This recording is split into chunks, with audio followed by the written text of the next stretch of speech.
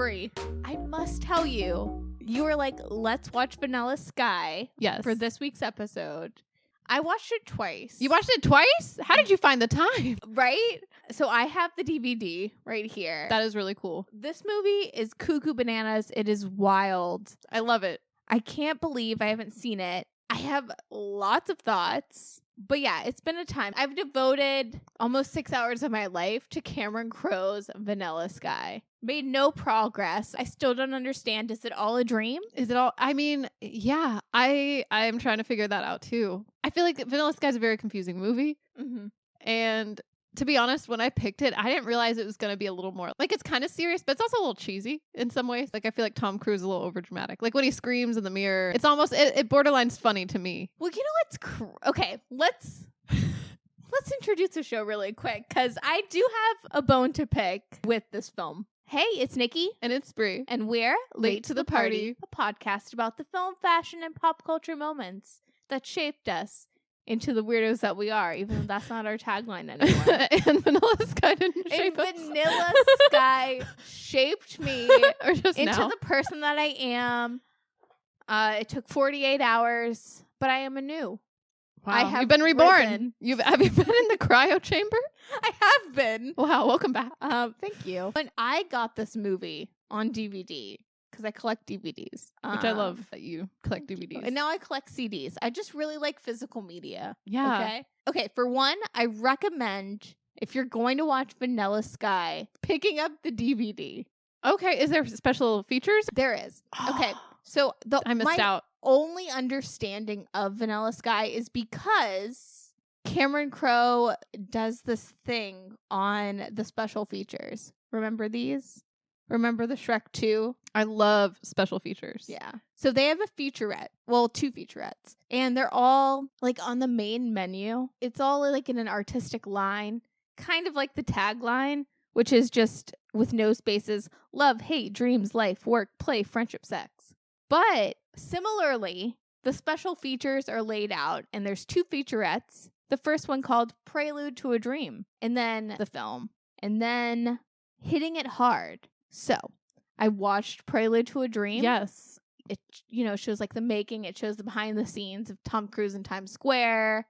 Oh, where they had to like shut down the street, I'm assuming. Where they shut down the street and it's actually Times Square, all that stuff. I do love that it's New York in the 90s. I love it too. I mean, the fact that they got to close down Times Square and like the NASDAQ changed, because it was happening, apparently the filming of Vanilla Sky was happening during the Bush-Gore election. So on the ticker for the NASDAQ in Times Square, they like paused it. Cameron Crowe, was able to convince the NASDAQ to do something else. That's cool. So it didn't date the movie. But it was just like little IMDb facts on this featurette and Cameron Crowe talking about the film.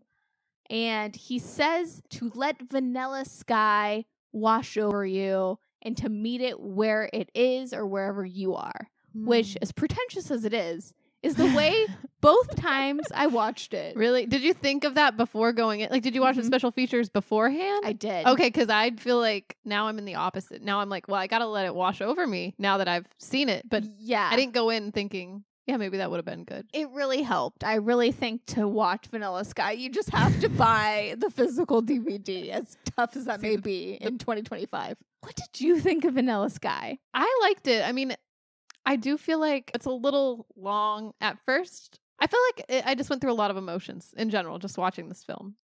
Take me on this journey, your emotional journey. I start watching. I'm like, okay, cool. And then it's like Cameron Diaz is there. She plays...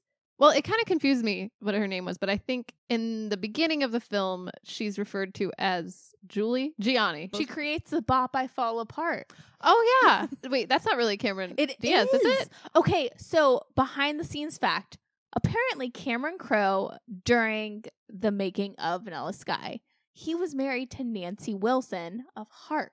Oh, snap. So she did all the the musical supervising. I mean, I did enjoy the soundtrack. A couple of the songs sounded familiar. A lot of them I'm like, oh, it's kind of like indie music, and I love that. It created a whole vibe. I love the soundtrack. That's what did it for me. Cameron Crowe, we're late to the party on him, or at least I'm like, am. what else has he made? Elizabethtown. Oh, which yeah. we've talked about a lot, oddly enough. I kind of enjoyed that film for what it was. I mean, it was wacky, but I enjoyed it. I mean, same with Elizabethtown is kind of the same thing, like same feelings I have about Vanilla Sky, and the fact that I do think it's pretentious, but I appreciate its ambition. I appreciate what it's trying to go for.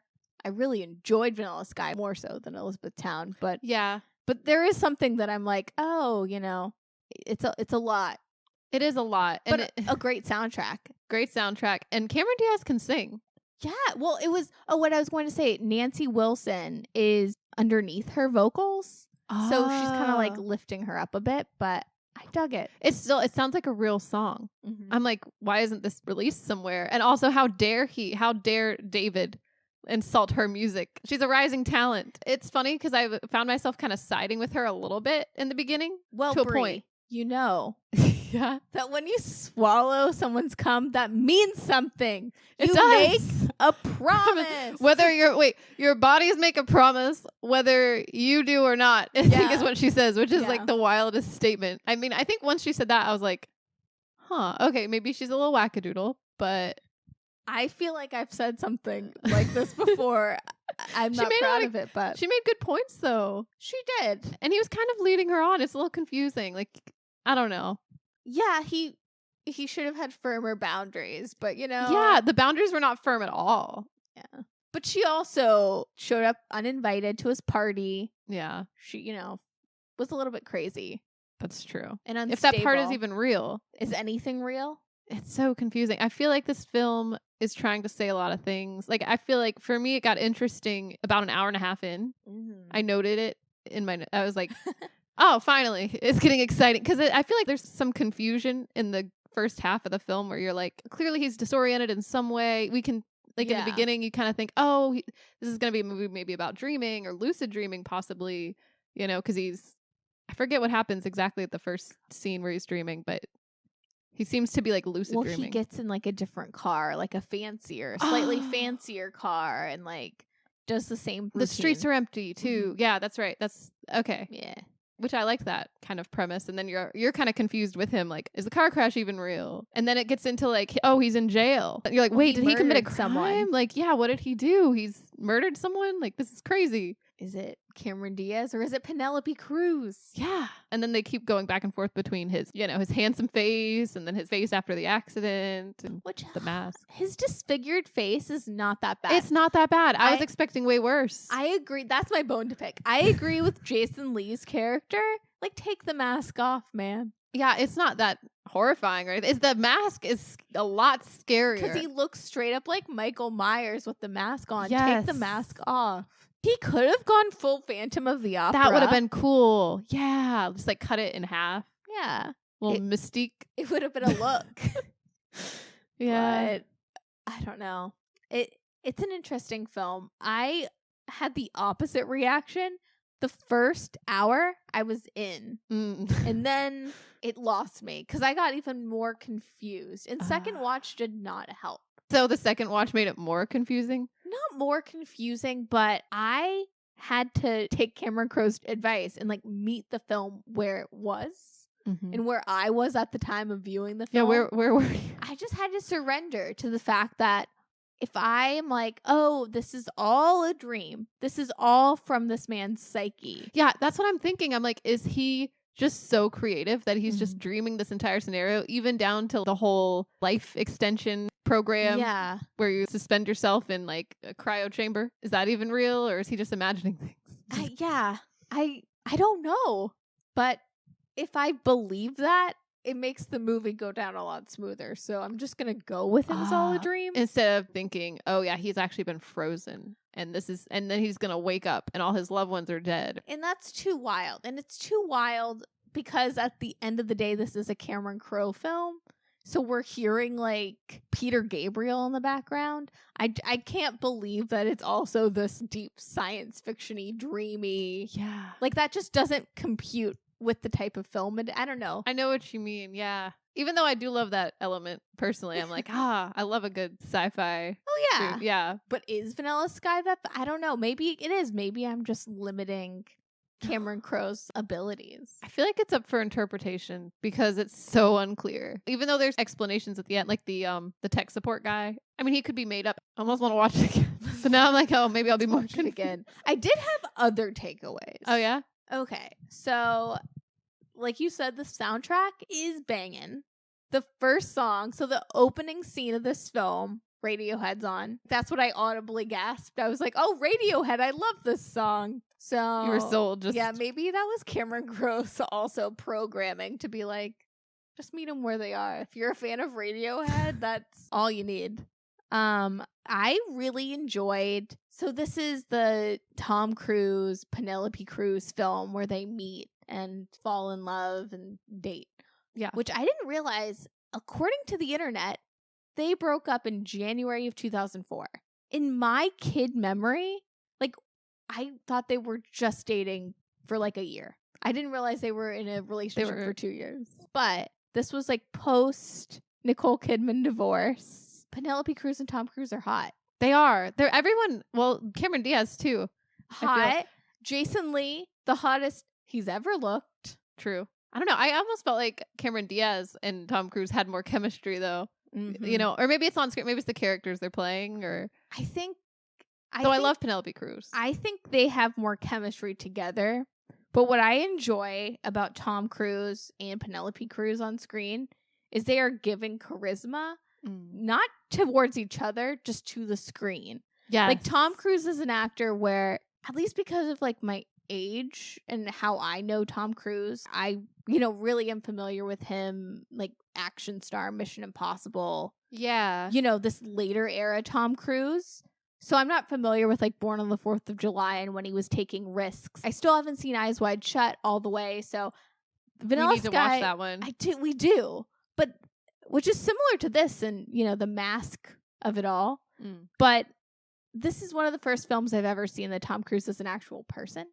I know what you mean. Yeah, he's not like a caricature. Oh man, what was that movie we saw? The Magnolia? Magnolia. I love him in Magnolia. I did enjoy his performance, but he is like, I don't know. I mean, I found myself really rooting for him a lot. Well, I guess I kind of root for his character in Magnolia in some ways too, but I feel like sometimes in my mind he plays like an asshole. Maybe it's just the Nicole Kidman divorce. Maybe I'm projecting a lot onto him. Is it the Scientology of it all? Does it just like possibly? It's like I have two feelings towards him. On one hand, I'm like, he's a very attractive man, talented actor, and then I'm like, I don't know. Like, should I hate him? Like, is there propaganda? I don't know. I have conflicting feelings about Tom Cruise as well because I've, seen Going Clear. A lot to wrestle with. Yeah. And this movie in a lot of ways is Scientology coded. But this is the first time I've really seen Tom Cruise as like a real person. And he was giving, I don't think I've ever seen him have chemistry with any woman on screen. Yeah. But I've seen him have charisma and chemistry with the camera. And Penelope Cruz as well. I feel like she's just such a charismatic person. Like she could charm a paper bag. Yeah. I love the quote where she's like, oh, tell me later, or like, tell me in the next life when we meet up as cats or something. Which is apparently something she actually told Cameron Crowe when she was mad. Oh, really? Yeah. That's funny. Yeah. I like that. So like when you're mad at someone, you're just like, I'll see you in the next life when we're cats. Yes. That's it. I wonder if that's like a Spanish saying, like translated. Maybe. She just like Google translated in real time. Is the movie Puss in Boots like somehow connected? Maybe. Is Penelope Cruz in Puss in Boots? Is she? I don't know. I feel like she should be, but I don't know if she is. Oh no, it's Selma Hayek. Well, they're besties. Oh. So, but no, I thought Tom Cruise was great in this film. He's insanely attractive. No, he is. I feel like I'm the most attracted to him in Vanilla Sky. Same. Even with the disfigured face. I know. I'm like, oh, it's not that bad. I was like really afraid wasn't. to look because I thought it was going to, I don't know what kind of film this was going to be. Same. I was like, is it going to be like the Elephant Man? Is he going to look that like grotesque? He didn't. He wasn't like Quasimodo. Well, he kind of was. A little, but did you say you had a crush on him? No, I never said that, but I'm saying like he's got something. Quasi's got something. Did you say this on the pod? I think I did. Or did you say, because in my mind, you said, I stand by what I said. With Esmeralda and Quasimodo. Well, I don't remember if I said I'm in love. I think I ship them for sure. Okay. But in my mind, I want to be part of their throuple. I mean, maybe. What if I do? In my alternate history, I feel like you said that. I think everyone in that film is hot, kind of. Even Frollo. I think that's what I. Who's Frollo? He's the bad guy. He's like the priest or something. I think he's a priest. I gotta watch Hunchback of Notre Dame. He's kind of like. He looks kind of like if John Lithgow was like a cartoon and was really stylish, maybe. Anyway. I feel like Cameron Crowe just makes boy movies. Yeah. That's another thought I had. I was like, maybe I would really enjoy this if, like I was watching this film with my husband and he was like, oh, look at that little detail, or look at the car difference and like some of like the needle drops. I'm like, Cameron Crowe just makes boy movies, which is not a bad thing. But yeah, I don't know. Apparently it was a remake of a Spanish film called Open Your Eyes. Oh, that's why they Cruz. Sorry. No, that's all good. But that's why she says open your eyes so much? Yeah, and she's the first voice we hear, Penelope Cruz, who says open your eyes. I thought that too. The Spanish I was like, wait a second. I heard Penelope Cruz. What do you mean, Cameron Diaz? That was not you. Yeah. Wait, you can hear someone's voice, and then he was like, don't leave the messages on my machine or something. I was confused from the get-go because of that. Because I'm like, wait a minute. I know I heard Penelope Cruz on the machine. Yeah. So I was like thrown off. Or maybe it was both of them. I'm not sure. I don't know. The way I heard it was she says it in the intro, and then the next time, the next dream or the next whatever, it's Cameron Diaz. I was thinking maybe he was those, like, you know how like you can play. I don't know how much you've looked into lucid dreaming. Mm-mm. I feel like I'm a dream nerd. I love this kind of stuff. Please share with the class. I know you can have like totems in your dream, which is like something you like hold on to that you identify with, and then like in the dream, like you kind of look for it. It can bring you into like consciousness, or like you can use like a phrase or like a sound. So like I thought, oh, maybe he has a recording that he listens to and it's making its way into his dream, you know? And when she says open your eyes, maybe it's supposed to trigger something. I'm not sure. Like an awareness. So what parts do you think of Vanilla Sky are dreams versus reality? Or is it all a dream? I don't know. I'm still not really sure. Well, I thought it was interesting the scene where the photographs that we see earlier in the film that were of Penelope Cruz are now replaced by Cameron Diaz. Mm-hmm. Even though those ones looked a little photoshopped to me. I'm like, I think the Penelope Cruz's photos were original. But I don't know, like in a dream, it's really hard to say. Because in a dream, no one really has their faces. Yeah. Like, to a T, right? Yeah, that's true. I don't know. I feel like the scene, too, where they're in the bar and everyone turns around and looks, like all the extras in the dream are like, that kind of freaked me out. Because I've had dreams like that. Really? They're scary. What's the scariest dream you've ever had? I don't know what my scariest dream has been. But I've been stuck in a dream before where I've tried to wake up like 10 times. I counted the amount of times. So you were lucid enough to count, but you just like couldn't escape the dream? Yeah. I was like, oh, here's today again, all over again. And I'm like, I'm never going to get out of this. And it felt like hours it felt like at least like 3 days had passed. Just like Vanilla Sky. Pretty much. I lived. You were in Times Square. Yeah. I'm just saying, I think this whole thing could have been a dream. Like, that would make a lot of sense because with cryogenics, I mean, there's Walt Disney, and that didn't work out. I mean, I guess we could suspend disbelief a little, but I don't know. I like that Tilda Swinton was like the head of that life extension thing, though. That was kind of fun. I know.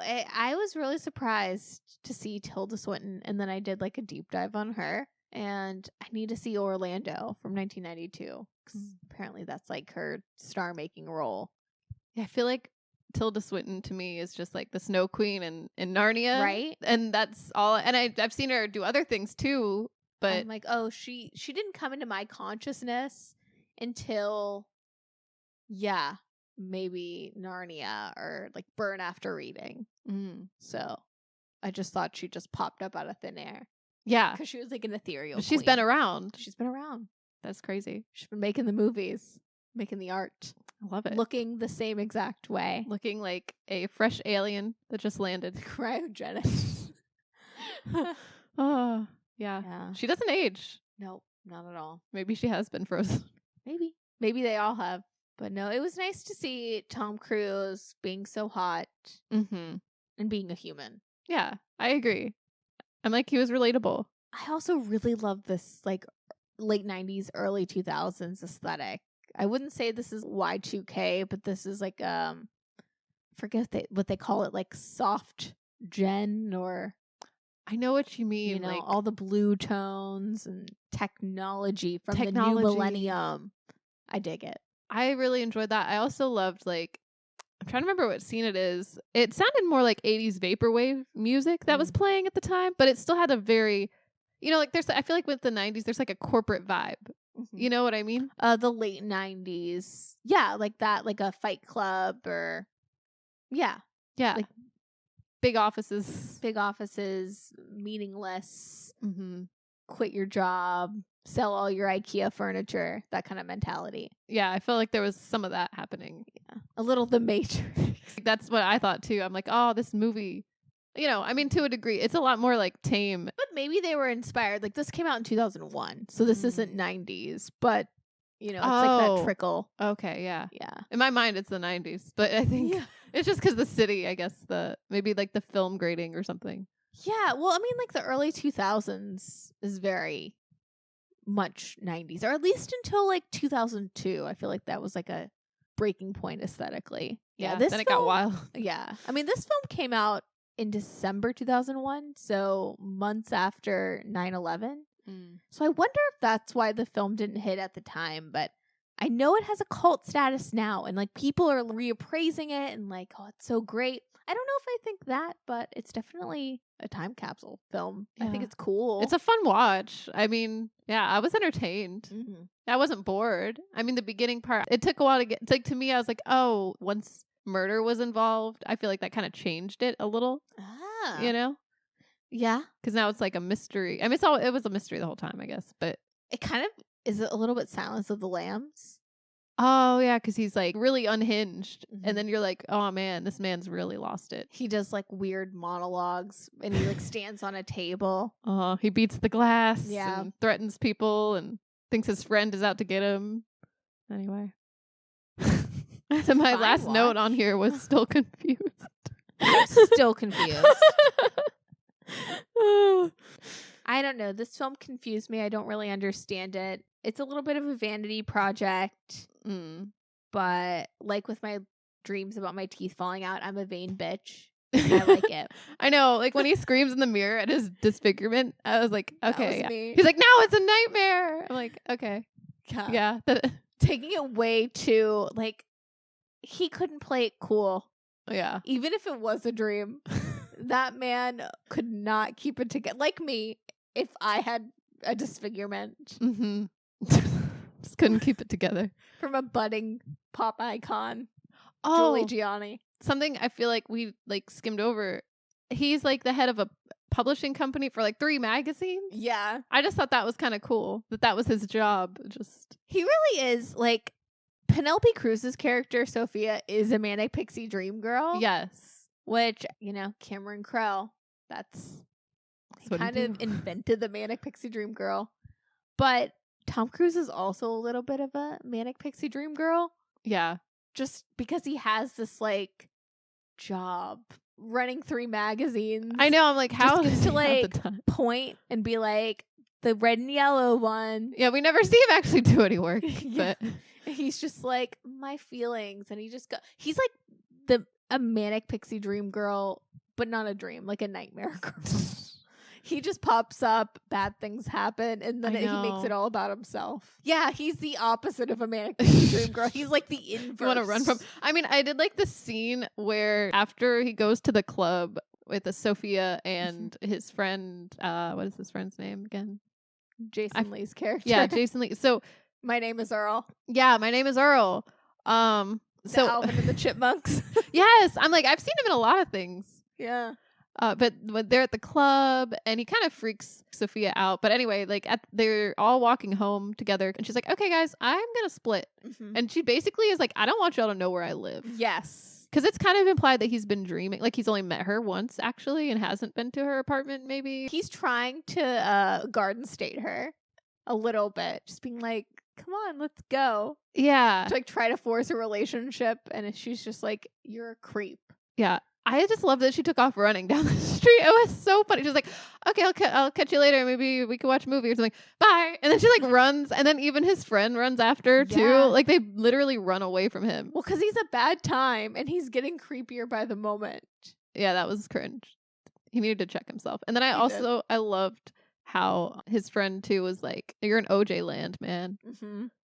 I don't know. I just thought that was kind of a funny just thing to say to him. Like, like as a friend, like, man, like, you know, your friend gets locked up and you're like, you're in OJ land.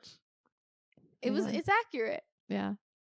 But it was also in OJ land. A dream, I guess. Yeah. He never murdered anyone. Or he did. Or maybe he did. And he's in the jail dreaming about the life outside, maybe. Or he's in a coma, possibly, from Just the accident. still in the coma. I mean, did he die in the car accident? Part of me thinks that maybe he's like in like a in between when you die. That like that would explain the weird sky. Space. Yeah. Huh. He's like, well, what if I lived? Maybe there's like part like I don't know. I don't know what happens in those moments when you die. But just watch Vanilla Sky. And that's what happened. I don't know. No, I know what you're saying. I feel like that's a good interpretation. It's a film. You know, one of my favorite things in the world is like going to the movies with family or friends and then afterwards going to a diner or out to dinner or for drinks, talking about the film or standing outside the movie theater and talking about a film. Yes. And I would have loved to have been at the movies in 2001 to see Vanilla Sky just to have these conversations with like a group of friends. That would be cool. Yeah. No, that's my favorite part too. Like I don't know, watching a movie, unless it's like was it The Last Showgirl that we couldn't talk after? Yeah, it was a little emotional. Unless it's one that I guess you have to like take in for a moment. No, but I love that. Like I went to see Arrival with a date, like third, fourth date territory. Arrival hit me so hard and just like changed me as a person. But both of us, silent after the film, walked me to my car in the parking garage and we were just like, okay, bye.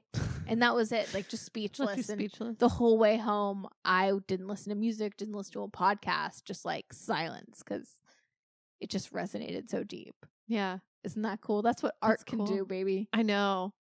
Which I'm like, yeah, I feel like Vanilla Sky, a part of me wants it to do that, you know? Yeah. But I feel like it's almost trying to do a little too many things, but I still enjoy it. You know what I mean? But it's kind of hard because I feel like maybe if there wasn't the sleep chamber or something involved, maybe it would be a little more like, you know what I mean? Like, oh, he's in a coma. Like it's another element that's like, oh, I guess it could be sci-fi, but they don't focus on it very much. And it's sprinkled in.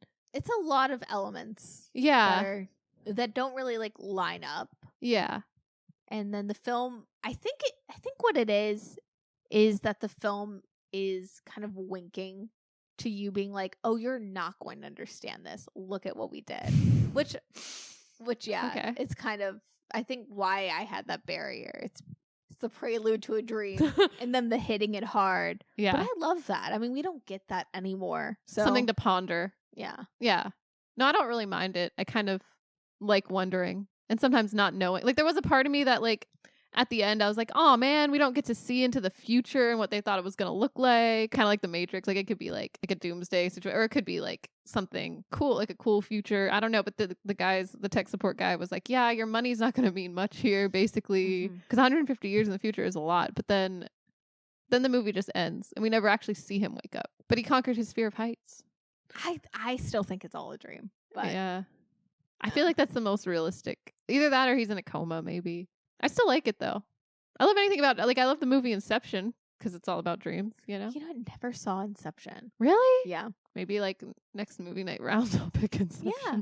Why not? Go we watch. Own it. Oh, you do? Yeah, we own it on Blu-ray. Oh, nice. So, which, speaking of movie night and movies we've seen recently and afterwards conversations, I love our friend group. I am very disappointed. We watched the other day. I was really disappointed in the Bonfire Boys, which is what I'm now calling our friend group. I love that that's the group name now. With a Z.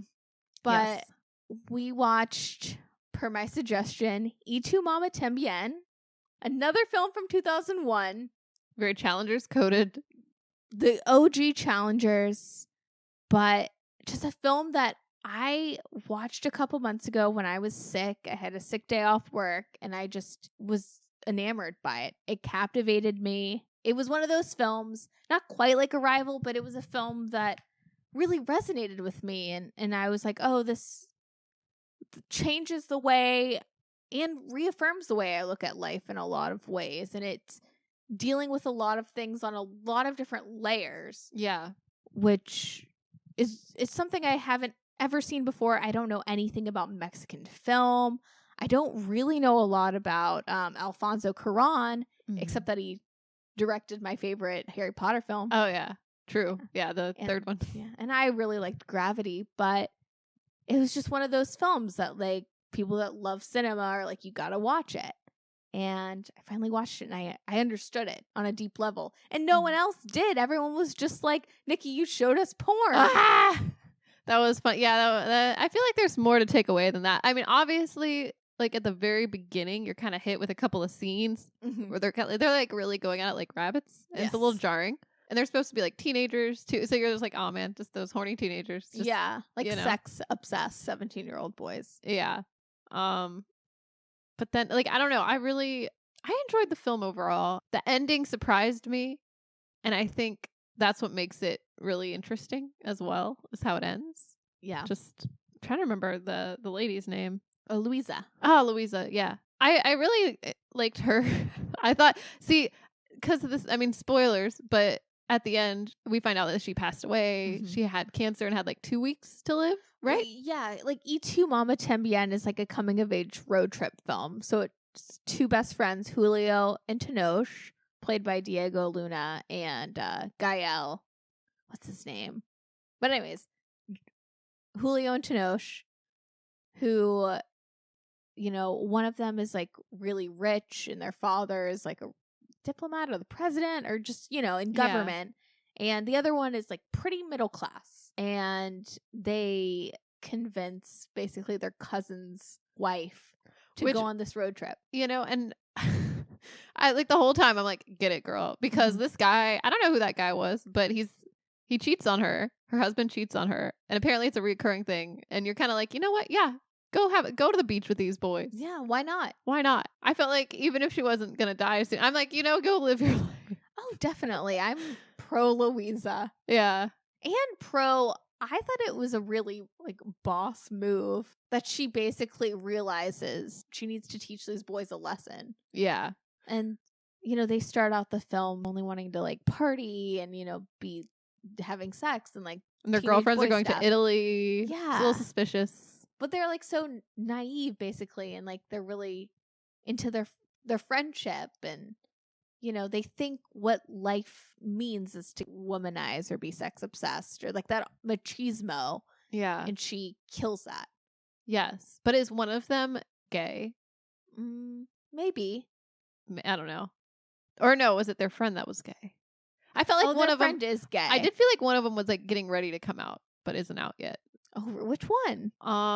Maybe Julio. I don't know. I feel like there was something they said at the end there. I mean, maybe it was because they had an awkward like experience with each other. I don't know. Maybe I'm reading into it. Maybe, but I don't know. But I fell in love with, especially Julio. I don't know. I love the fact that Diego Luna and Gael Garcia Bernal were real life best friends. Oh, were they really? And Gael Garcia Bernal was cast in this film and like basically was like, you gotta hire Diego Luna. That's a good bestie right there. Yeah, and like they didn't want to hire him because he was already on a soap and already like a teen idol in Mexico apparently.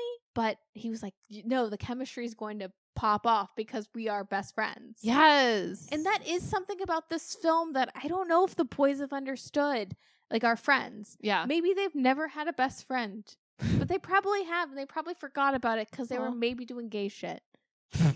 Not to put them all on blast. They're all okay. But you know what I mean? Like, I think that this is an accurate description. I mean, even in my periphery, I've like seen guys teenage boys act like shit. this.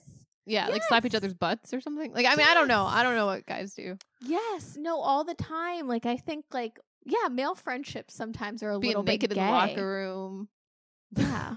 I don't know. Like, always talking about women. Like, I think, and this is what the film, I believe, is trying to say on some level about about that is like that machismo and that hyper masculinity. Yeah. Honestly, it's like a circle. You get a little homosexual if you get a little too, you know, like machismo, you're always trying to avoid, like the no homo of it all. Yeah. But honestly, everything that you can do to be like hyper masculine is inherently a little gay. Yeah. So like, why not make out with yourself? Like, you know, you hear the men, like super like hyper masculine men all the time talking about women. But the way they talk about women, it's like, well, you should just make out with each other, you know? Yeah. So I think it dismantles that a little bit and that idea of what it is to be masculine. Yeah. No, I know what you're saying. And I also think, like, to compare it to Challengers, it reminds me, you know, like, it reminds me a lot of Challengers. I feel like this movie walked so it could run, but there's like, with those characters too, they're really kind of macho, or there's one that's always a little more macho, maybe, you know? Yeah, they're always trying to prove their masculinity for sure. Yeah. Also, though, it did make me sad that they didn't talk anymore at the end. I was like, oh, friendship is ruined. Is that it? Like, you really? Do you think they ever meet again? I would like to think so. I mean, they're in the place in their lives. They're going to college. I'm guessing they're going to separate colleges. Yeah. And I mean, that you know, life happens sometimes like that where you're like separate for a while. You know, you can meet back up. Like, how can this one thing? I mean, maybe they're traumatized in a weird way that this lady's dead now. I don't know. Their earth was shattered. They kissed. They had a threesome with this woman who just said, "Oh, leave me on this random beach," and passed away. Like, you know, their whole like life as they know it. You know, the tagline translated to English is life has a way of teaching us. Life has its way of confusing us. Life has its way of changing us. Life has its way of astonishing us. Life has its way of hurting us. Life has its way of curing us. Life has its way of inspiring us. Which is, I really think, what Y Tu Mamá También is about. I think it's like kind of cool how all these characters, like, they come together at a certain point in all of their lives. You know what I mean?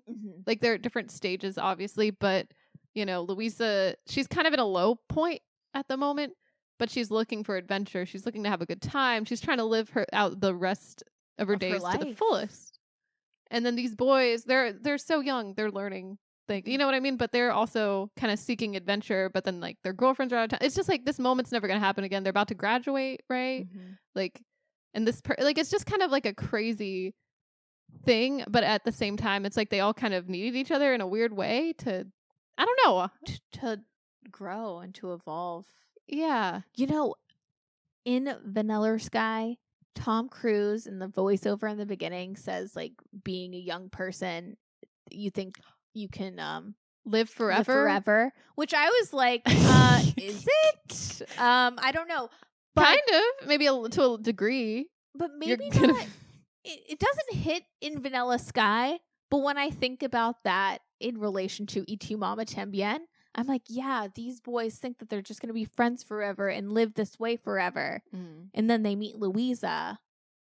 And, yeah, you know, dealing with real shit. Well, and not just that. What I loved about this film is I don't know anything about Mexico. Just in general, Mexican cinema, I don't know. This is my first and only film I've seen of Mexican cinema. And we won't count Emilia I know, Perez. I was thinking in the back of my mind, I'm like, I guess we can't count that because it wasn't like a Mexican director. So yeah, no, way better than Emilia Perez. Wait, maybe I have seen something. What's his face that works with Quentin Tarantino? What is his name? Isn't Robert Rodriguez? Is Robert Rodriguez a Mexican director? Oh, the one who directed Spy Kids count? Yeah, and he did a few other things like Once Upon a Time in Mexico, I think. From Dusk Till Dawn. So he's an American filmmaker, but many of his films are in Mexico. I mean, I don't know his life. I mean, we've seen, if you can count, like, Guillermo del Toro. Okay. You know, like a Pan's Labyrinth or something. Yeah. I'm like, we must have seen a couple, sort of, but. Yeah. But I really want to see Pan's Labyrinth, by the way. It's really good. Seems fascinating. You'd really like it.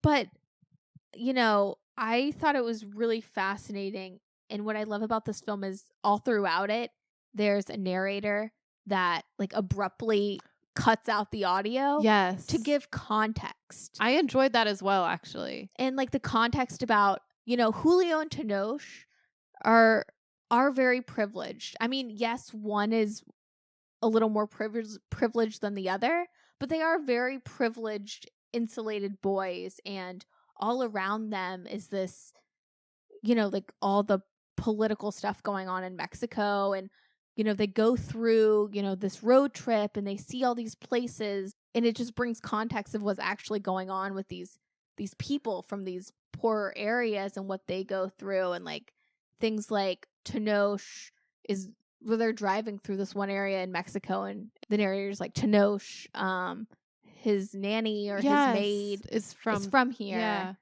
You know? But he doesn't disclose that information to his friend or something. He just keeps it to himself. And yeah.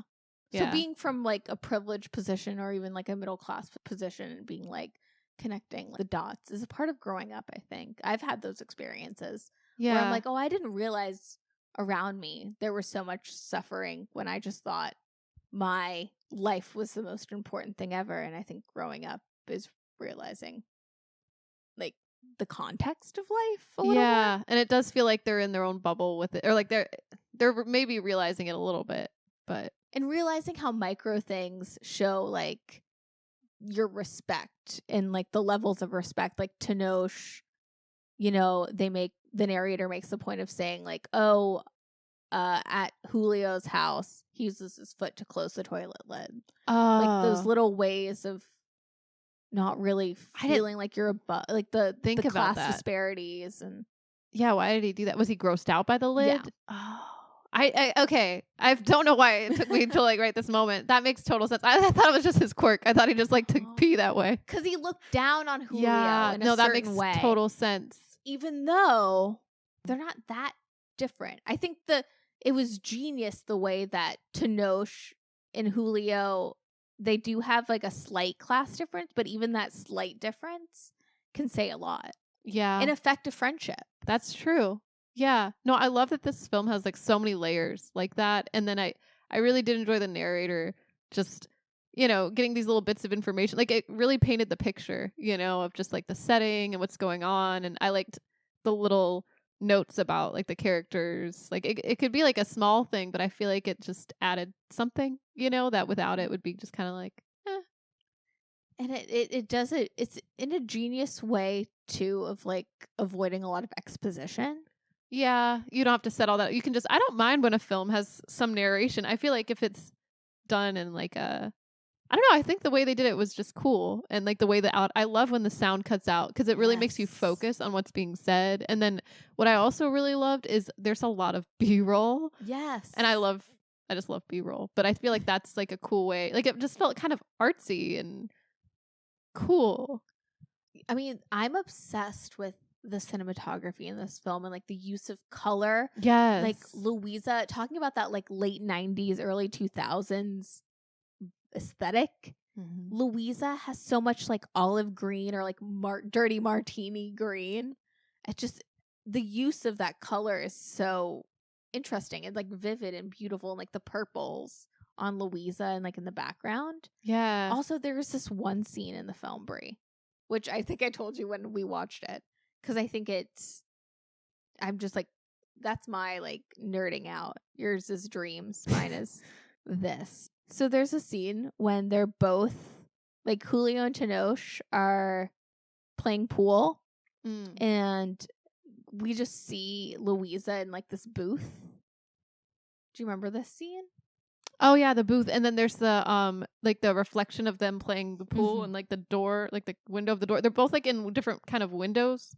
Yeah, and I just, as a film nerd, I'm just like, that's a cool way to shoot something and interesting. It is. No, I really enjoyed how it was shot. I mean, it's a gorgeous film. Alfonso Cuarón obviously knows how to make beautiful movies. Yeah. So, is your favorite movie of his Prisoner of Azkaban? I mean, it's a good one, and aesthetically, I feel like it is slightly different than the other Harry Potter films. It has some grit to it and some stylistic choices that, like, there's a lot of blue tones. Like, there's definitely like some color grading happening that's not as bland as some. You know, I'm not saying the other ones are bland, but they're a little more warmer toned. Yeah, no offense to like David Yates. Yeah. But there's something different about Prisoner of Azkaban, just as far as like you said, the color. It's just rich. And the pacing of it, like it just but it's rich, and it's one of those films that is so different than the others. Mm-hmm. Like the Chris Columbus films, like I love the first one, and the second one's grown on me. Yeah. But I don't have that strong attachment to Harry Potter like some people do. But I don't know, it was an interesting direction. And then it didn't really go far because, you know, David Yates took over and created whatever Harry Potter, kind of what you think of. You know, this is going to be a side note about Harry Potter, but there's like a really funny Reddit thread out there of like the promotional photo shoots, but it's like without the magic involved, and it's the funniest thing. If you need a good laugh, check it out, because it's like they have so many awkward poses too. Just in general, they could be like folding their arms, but it's like in the most awkward way possible. I don't know how to explain it. You just have to see it. So I'll show you later. Show me later. It's a hoot. Yeah. Did you have any other thoughts on Y Tu Mamá También? It's okay if you didn't like it as much as I did. Yeah. I've accepted the fact that I just basically show you guys porn, softcore porn every time. Oh yeah, what was that other movie you showed us? Man, what was it? Showgirls. I picked Showgirls. Oh, it was Showgirls. I feel like there was something Challengers. else too. Challengers. Yeah. I guess I feel like Showgirls. Oh, Honora, but you picked Honora. Oh, I picked Honora. Yeah, that was me. I mean, come on, we're all adults. We are. Like, who cares? You know, I think that's part of it too. I'm like a little desensitized to that. I'm like, whatever. Like, it's not sexy. Like in that movie, it's not really. You know what I mean? Like, yeah, it's for an effect. It's the whole movie is not just that. Definitely. Yeah, there's definitely bigger messages than that. Yeah, there's other things going on. Yeah. Yeah, there's a lot. I mean, it's definitely a movie I wouldn't mind watching again. Yeah. Maybe I'd pick up more of what's going on the second time watching or something, you know. But I really did love Louisa. I was rooting for her the whole time. Low-key rooting for the boys, you know. Their friendship was cute. And the scenery was really beautiful. You know, it was interesting. Yeah, because I too don't know a whole lot about Mexico, so I'm like, oh, yeah, gives us like a snippet, you know. Yeah, and I mean, as far as just like a creative person, I love the fact that Alfonso Cuarón made 2 blockbuster films in America before this, and was like teamed up with his brother, wrote the screenplay, and was like, we're gonna make this film in our home country. That's really cool. Yeah. It's become one of those films, not similar to Vanilla Sky, but like another film that's like is it a cult classic, or just a film that's like highly regarded? And it's like one of those films like you got to see. Yeah. I mean, I've heard a lot. Well, actually, I haven't heard a lot about it. I've just heard the title a lot. I just always wondered what it was about. And it was about more than what I thought, you know? And it was, I don't know. It's just a really interesting story. I like it. It takes you on an adventure, on a journey. And then you end up and you're like, dang, that was crazy. It's an adult film. Yeah. For sure. Yeah, and it does make you think. Like, I mean, I'd like to think that the boys are friends after or something, or run into each other maybe. Maybe when we meet them at the end of the film, not enough time has passed. Yeah. Like, it's what, a year? They're still in university, going to school. They have these girlfriends, you know.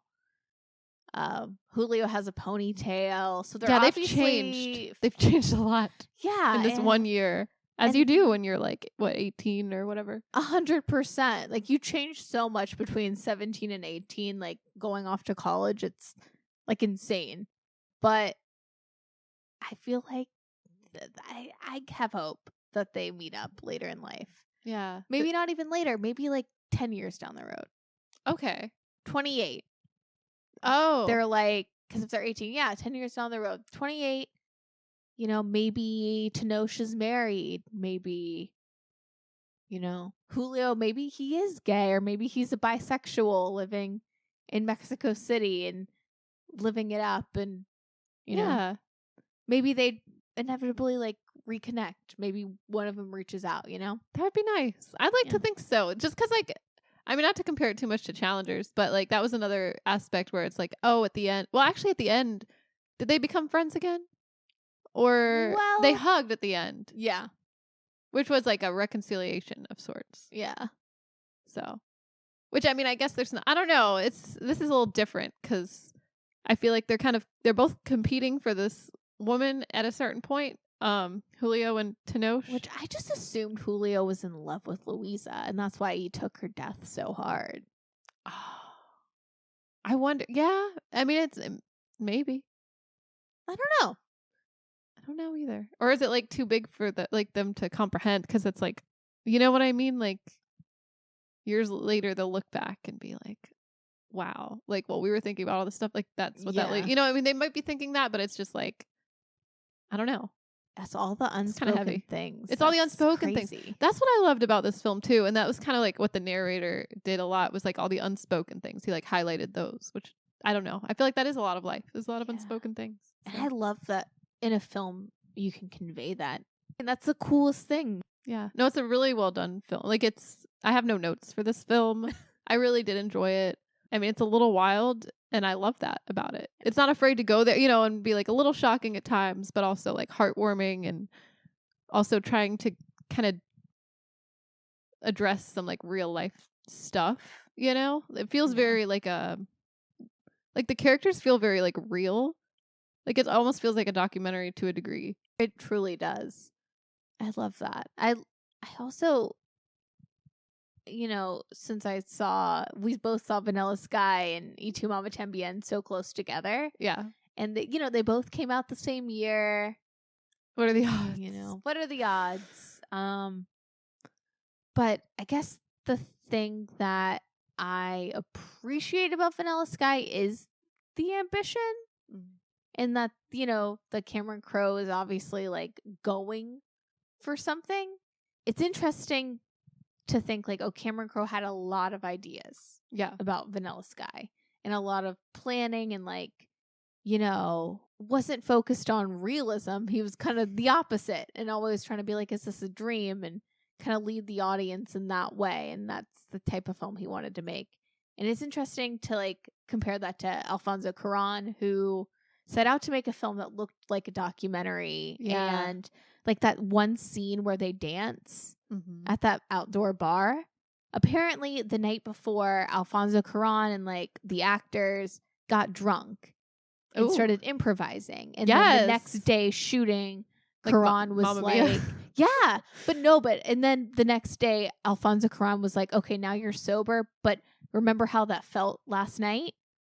Do that. Oh, and that's the scene where they're dancing. That honestly, when they were acting drunk, like it felt pretty real. I'm like, are they drinking?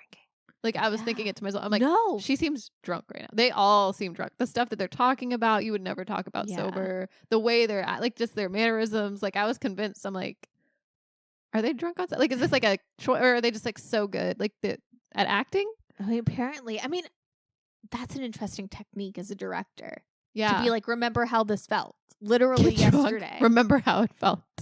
But then to convey it, like obviously that's so much talent behind that because they're not drunk. But unlocking that part of you, it's an interesting directing technique. Yeah. But I guess my point is like, it's supposed to. Y Tu Mamá También is supposed to feel loosey-goosey.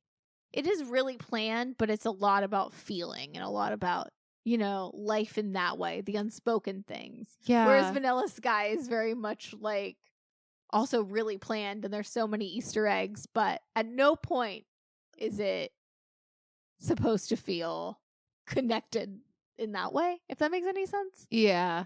I know what you mean. I mean, some synopses I read were like, it might make you think about life or something like that. And I'm like, I mean, a little, but not like a lot. Because I'm like, if it could all be a dream, it's not like that impactful. Maybe they could have pushed the, the like life, like maybe like wanting to live longer aspect or being young. Like they could have maybe pushed those. I mean, they started at the beginning, I feel, and then it got lost. So I'm not sure. For me, it's like a lot of the movie saying, think about life, but not giving you anything. Is because it's like there's like, what does happiness mean to you? Like there's a lot of things that are repeated like that, like open your eyes. Yeah, and it's like, well, okay, but like, what are you trying to say?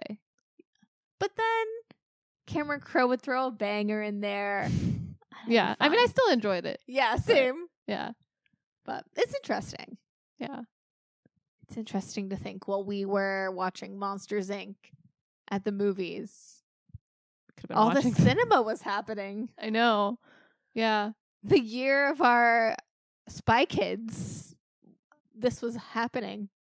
Which, speaking of being kids, this week our childhood mall did get demolished. No, wait, it's actually been like bulldozed. Like the wrecking ball has happened, or what? I want to be like Sandra Bullock and stop it. Is it too late? In 2 weeks' notice? In 2 weeks' notice. That's what I want to pull on our childhood mall. I'm like, no, you can't demolish this building. The people need it. Then you need to go to the park while the Counting Crows cover of Big Yellow Taxi on. Yep. You know what I mean? Are you with me? I'm with you. Let's get in front of that wrecking ball. Yeah. But is it too late? I believe it's too late. That's what the news said. I'm not gonna. I know. A part of me, deeper. I want to like. I think the torture porn. I want to like look at it and just to see if it's real. Like kind of like David, I guess, in Vanilla Sky. I'm like, is this real?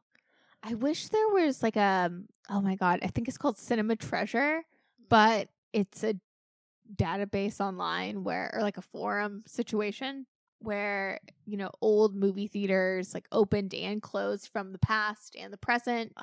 They're all collected in a database. So I've like gone to like, you know, being a kid and this was like my favorite movie theater that's no longer there. And like, what do you look at photos or what is it that they have in newspaper clippings or what? They have all of that.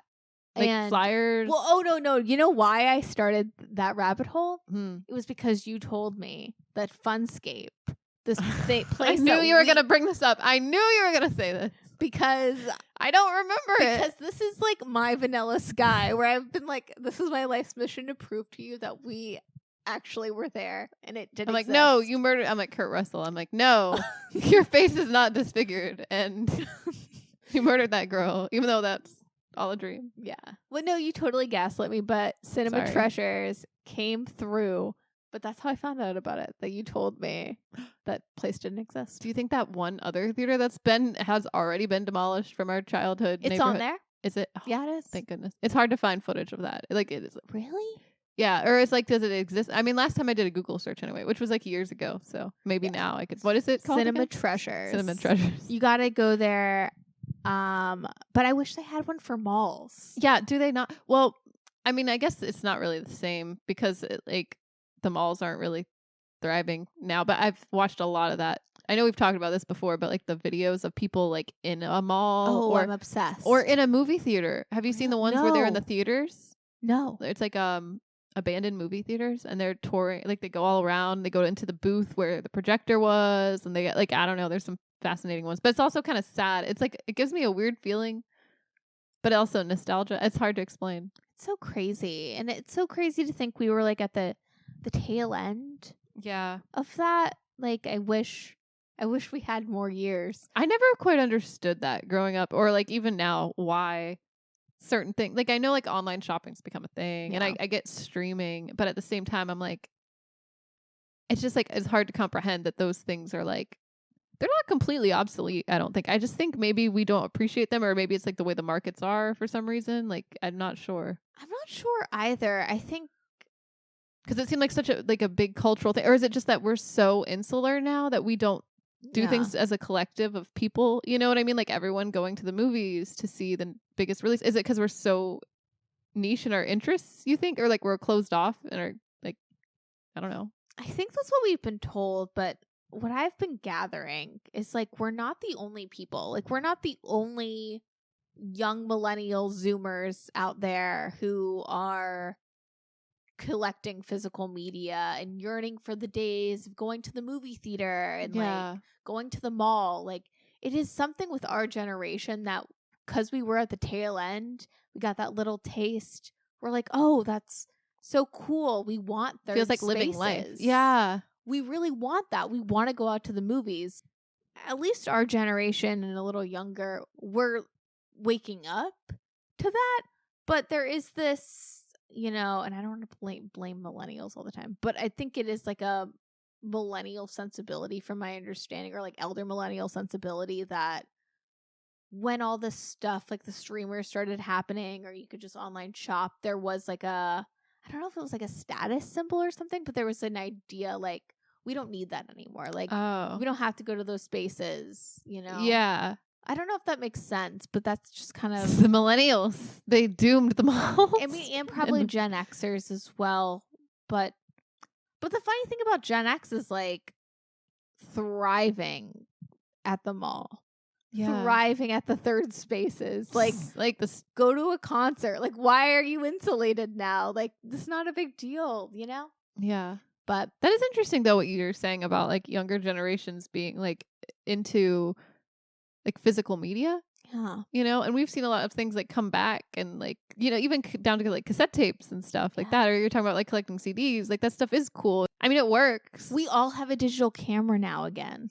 Yeah, that's cool. I really want to get a good one. I bought one from Target. It was horrible, and it was a kid. Like, it's so bad that it's really not worth it. I don't need it to be like perfect, you know. I want it to have like an aesthetic of sorts, you know, like that kind of, yeah, like a 2000, like a snap and shoot kind of, you know, just nothing crazy. It doesn't have to be super HD or anything, but this one is like so pixelated that it's like, I actually want some memories to like remember and not look like a blob, you know? Yeah. But no, you're going to have to spring for the big bucks now if you've gotten rid of your cameras. I'm just glad that mine broke. Thought that I was going to be a YouTuber in 2016 or something and got my Canon. You know what, though? You might be able to find some in thrift stores. I've found some good cameras in thrift, or seen some digital cameras in there. I'd love a proper camcorder, like a back in the day camcorder. I also want a camcorder, or like even just like a digital one. It doesn't have to have the tapes. I feel like that's kind of stresses me out. That's a lot of work.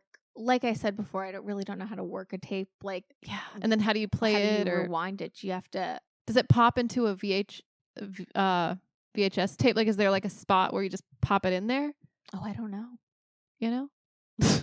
I don't know. I'm like, how? And then like, if you wanted to digitize it, it might be some work, but it might be. It would be cool in a way. But anyway, what were we talking about? Malls. Yeah, I miss a mall. But R.I.P. our childhood mall. That's like so sad. I can't think about it too much, or I'll just get, you know, sad. But it does make me really sad. Like, I don't like to see the malls going away because a lot of, you know, fun times have been had in a mall. I also think, you know, with a mall, you can get your steps. Yes, it's a great way to walk around. Oh my God, my favorite thing, just walking around the food court, getting the samples. Yeah, you can meet up with your friends. You can go to the movies. You can window shop. You can get something to eat. Back in the 80s, apparently, you could go ride rides and take a workout class, like in Stranger Things. I say like it's a fact. I saw that in Stranger Things. No. I've seen it in those weird YouTube videos of like malls back in the day. You could. That's interesting. Okay. Yeah. Wait, we did ride rides in a mall. Now that I'm thinking about it too. Oh yeah. Remember? There was this place when we were kids called Jeepers. Yes. Yeah. What a vibe. MacArthur Mall. It was the best mall. That place I remember. Yeah. Jeepers I remember. Yeah. I can't believe I don't remember this other place that's in the movies. It's all good. But you remember Jeepers. I do. So no, we have a long history with the mall. That mall specifically, but like we grew up going to the malls. We were mall people.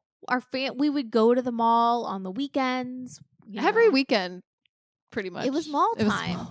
For me, for my mom and dad, it was like mall time, and then we went to the movies. And at that time, it was like the state of the art movies, so I got to see. Oh yeah, the Dolby digital surround sound kind of stuff. Yeah, and I don't know. I mean, so much so that at the tail end, like 2020, we both worked at the mall. We loved the mall so hard. We worked down with the ship. Wow, we did. That's beautiful. Yeah. Wow, we really did. We're the captain of the Titanic. Yes. At the J. Crew of 2020. Yeah, that was the captain of the Titanic. But there was this New York Times article that was like in 2007. These people found a space. Oh, dream. At a mall, and they were like, oh, we can inhabit the space. And like they were like playing video games and living essentially in the mall, quote unquote. But that was my dream as a child, to live at the mall. I always thought, oh, this is the coolest. Like, obviously I want to live. Like, I mean, now I feel like, depending on the stores. But like when you're a kid, you know what I mean? Just thinking of like all the fun that can be had. I used to pray. Like, I would try to like stall time or to like get lost and have like my mom come and find me because I wanted to just like stay in the Macy's or stay at the Dillards. Yeah. I'm like, wouldn't it be so cool if they brought down, the guard and you could just sleep on the prop bed? Oh, yeah. They had some nice prop beds. I don't know. It's a dream of mine to just live at a mall. So yeah. I wanted free reign, though. I didn't like those things that come down. I wanted to be able to run around. I'd feel like trapped. I want like full reign of the entire mall. If I want to go make me an Auntie Annie's pretzels, then go to like the Foot Locker. The dream. Then go to Limited, wherever. I'd go to the game place, whatever, the FYE, watch some movies, pop some popcorn because they would a lot of times sell the popcorn that came in. Do you remember the popcorn that came in the bucket already? And you microwave it? I think you microwave it. What? Pretty sure. Am I making this up? I'm pretty sure there was like some popcorn bucket situation that you just microwave. I can't remember the logistics of how it popped, but I'm craving. I was way too young. That. I don't really. Yeah, I kind of was like, oh, it's magic. These are fuzzy memories. Yeah. I'm going to get to the bottom of it. I'm just like, does that exist still? And was that real? Do you do you just throw it in the microwave and then it pops up? Like, I really want to investigate this, but Do they make them anymore? That's what I'm trying to figure out. They said they're at Walmart, but I feel like the internet says everything's at Walmart to buy. Like, you could buy a Birkin at Walmart. Everything's at Walmart. Yeah, no, I agree. Yeah, I don't know. I'll next time I'm in the store, I will like search for it. Yeah, investigate. I'm going to investigate this further. This needs to be, I need to hit the pavement to really answer this question. Sounds like a plan. Oh, what else is new? I've been listening to a lot of new music. Oh, yeah. Me too. Yeah. I wonder if we've been listening to the same music. Something tells me maybe not. But you know what? Yes, we have, because we have a doc, and as of recording, Coachella Week 2 is happening right now, but I haven't really been paying attention. But Coachella Week 1 has already passed. So Gaga-chella is a thing. I've been all over on my TikTok.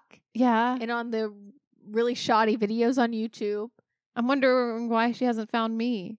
Really? Yeah, because for a while, Gaga, I was like inundated with all this Gaga. Yeah.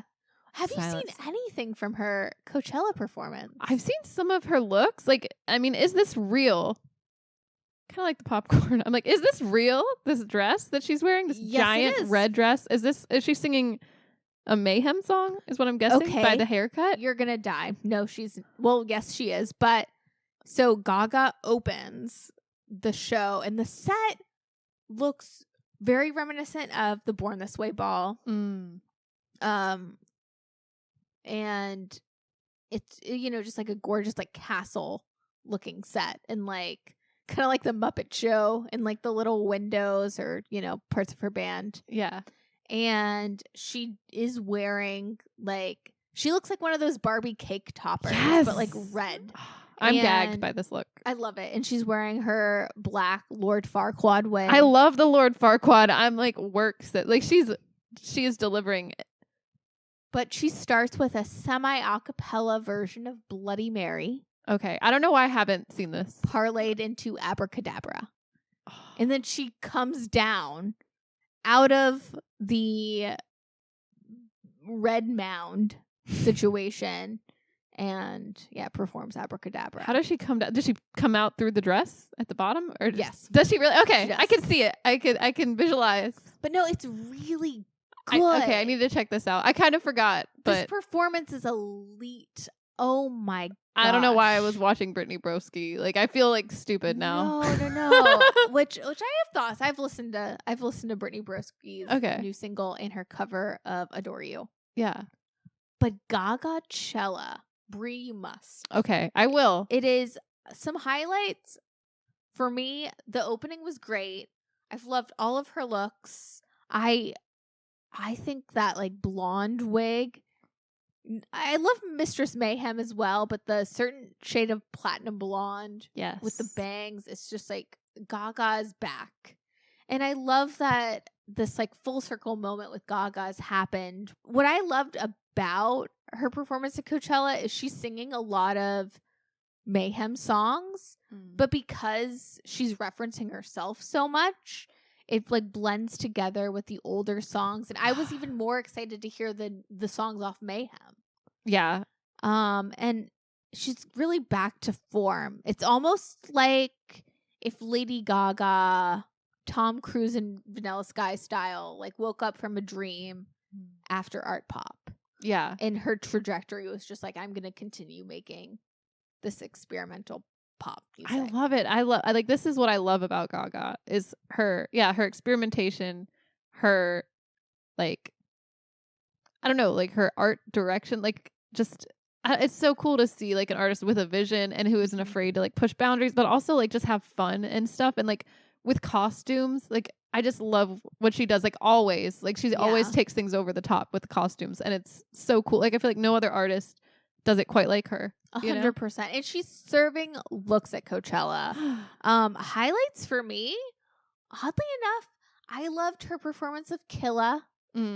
I loved the look as well. And Zombie Boy is so freaking fun.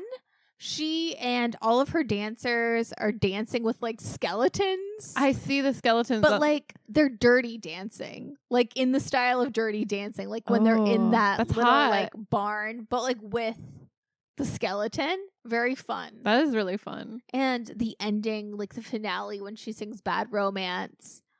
Oh my God. What a way to end. The breathing, the breath technique, the breath work Gaga had to do. Like Bad Romance is a hard song to sing. But she's singing it like laying down, like, you know, when you're strapped up, if you're like, going to the ER, if you have to be like sent to an ambulance. She's strapped down. She's strapped down.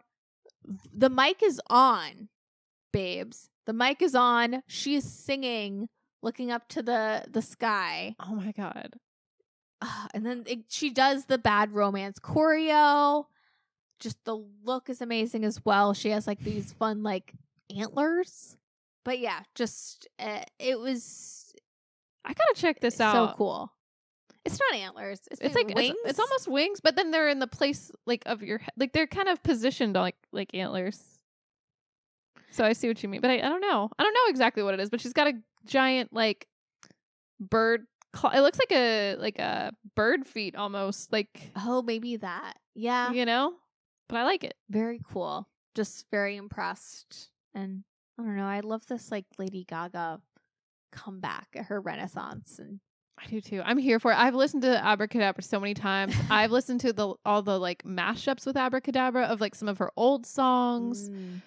And they're so good. So good. I mean, I forget what song now, but even watching like that shoddy YouTube video of her Coachella performance, one of the songs, like one of her new songs off Mayhem, one of the comments was like, oh, it's like modern day Just Dance. And I never would have heard that before. It's something I'd never picked up on. I don't really hear, but I love the fact that it's a conversation and everyone's just like, oh, I hear a little bit of I'm this hearing this song. Yes, which I saw someone dissecting oh man, what song was it? Remember when we were like, oh, we think that she used like the rah like, yeah. Oh man, what was that? Was that Abracadabra? Maybe that was Abracadabra. I don't remember. Can't remember. But someone else saw it too, basically. And they like broke it down into the little pieces and compared it. They're like, if you don't understand, see this, just listen to this. And I'm like, yes, I hear that too. I love Gaga. Same. But I'm not listening to that. What have you been listening to? Well, I've been listening to a few things. Most recently, though, I would say Lana Del Rey's new releases. Well, have you heard Bluebird? Yes, I have. Okay.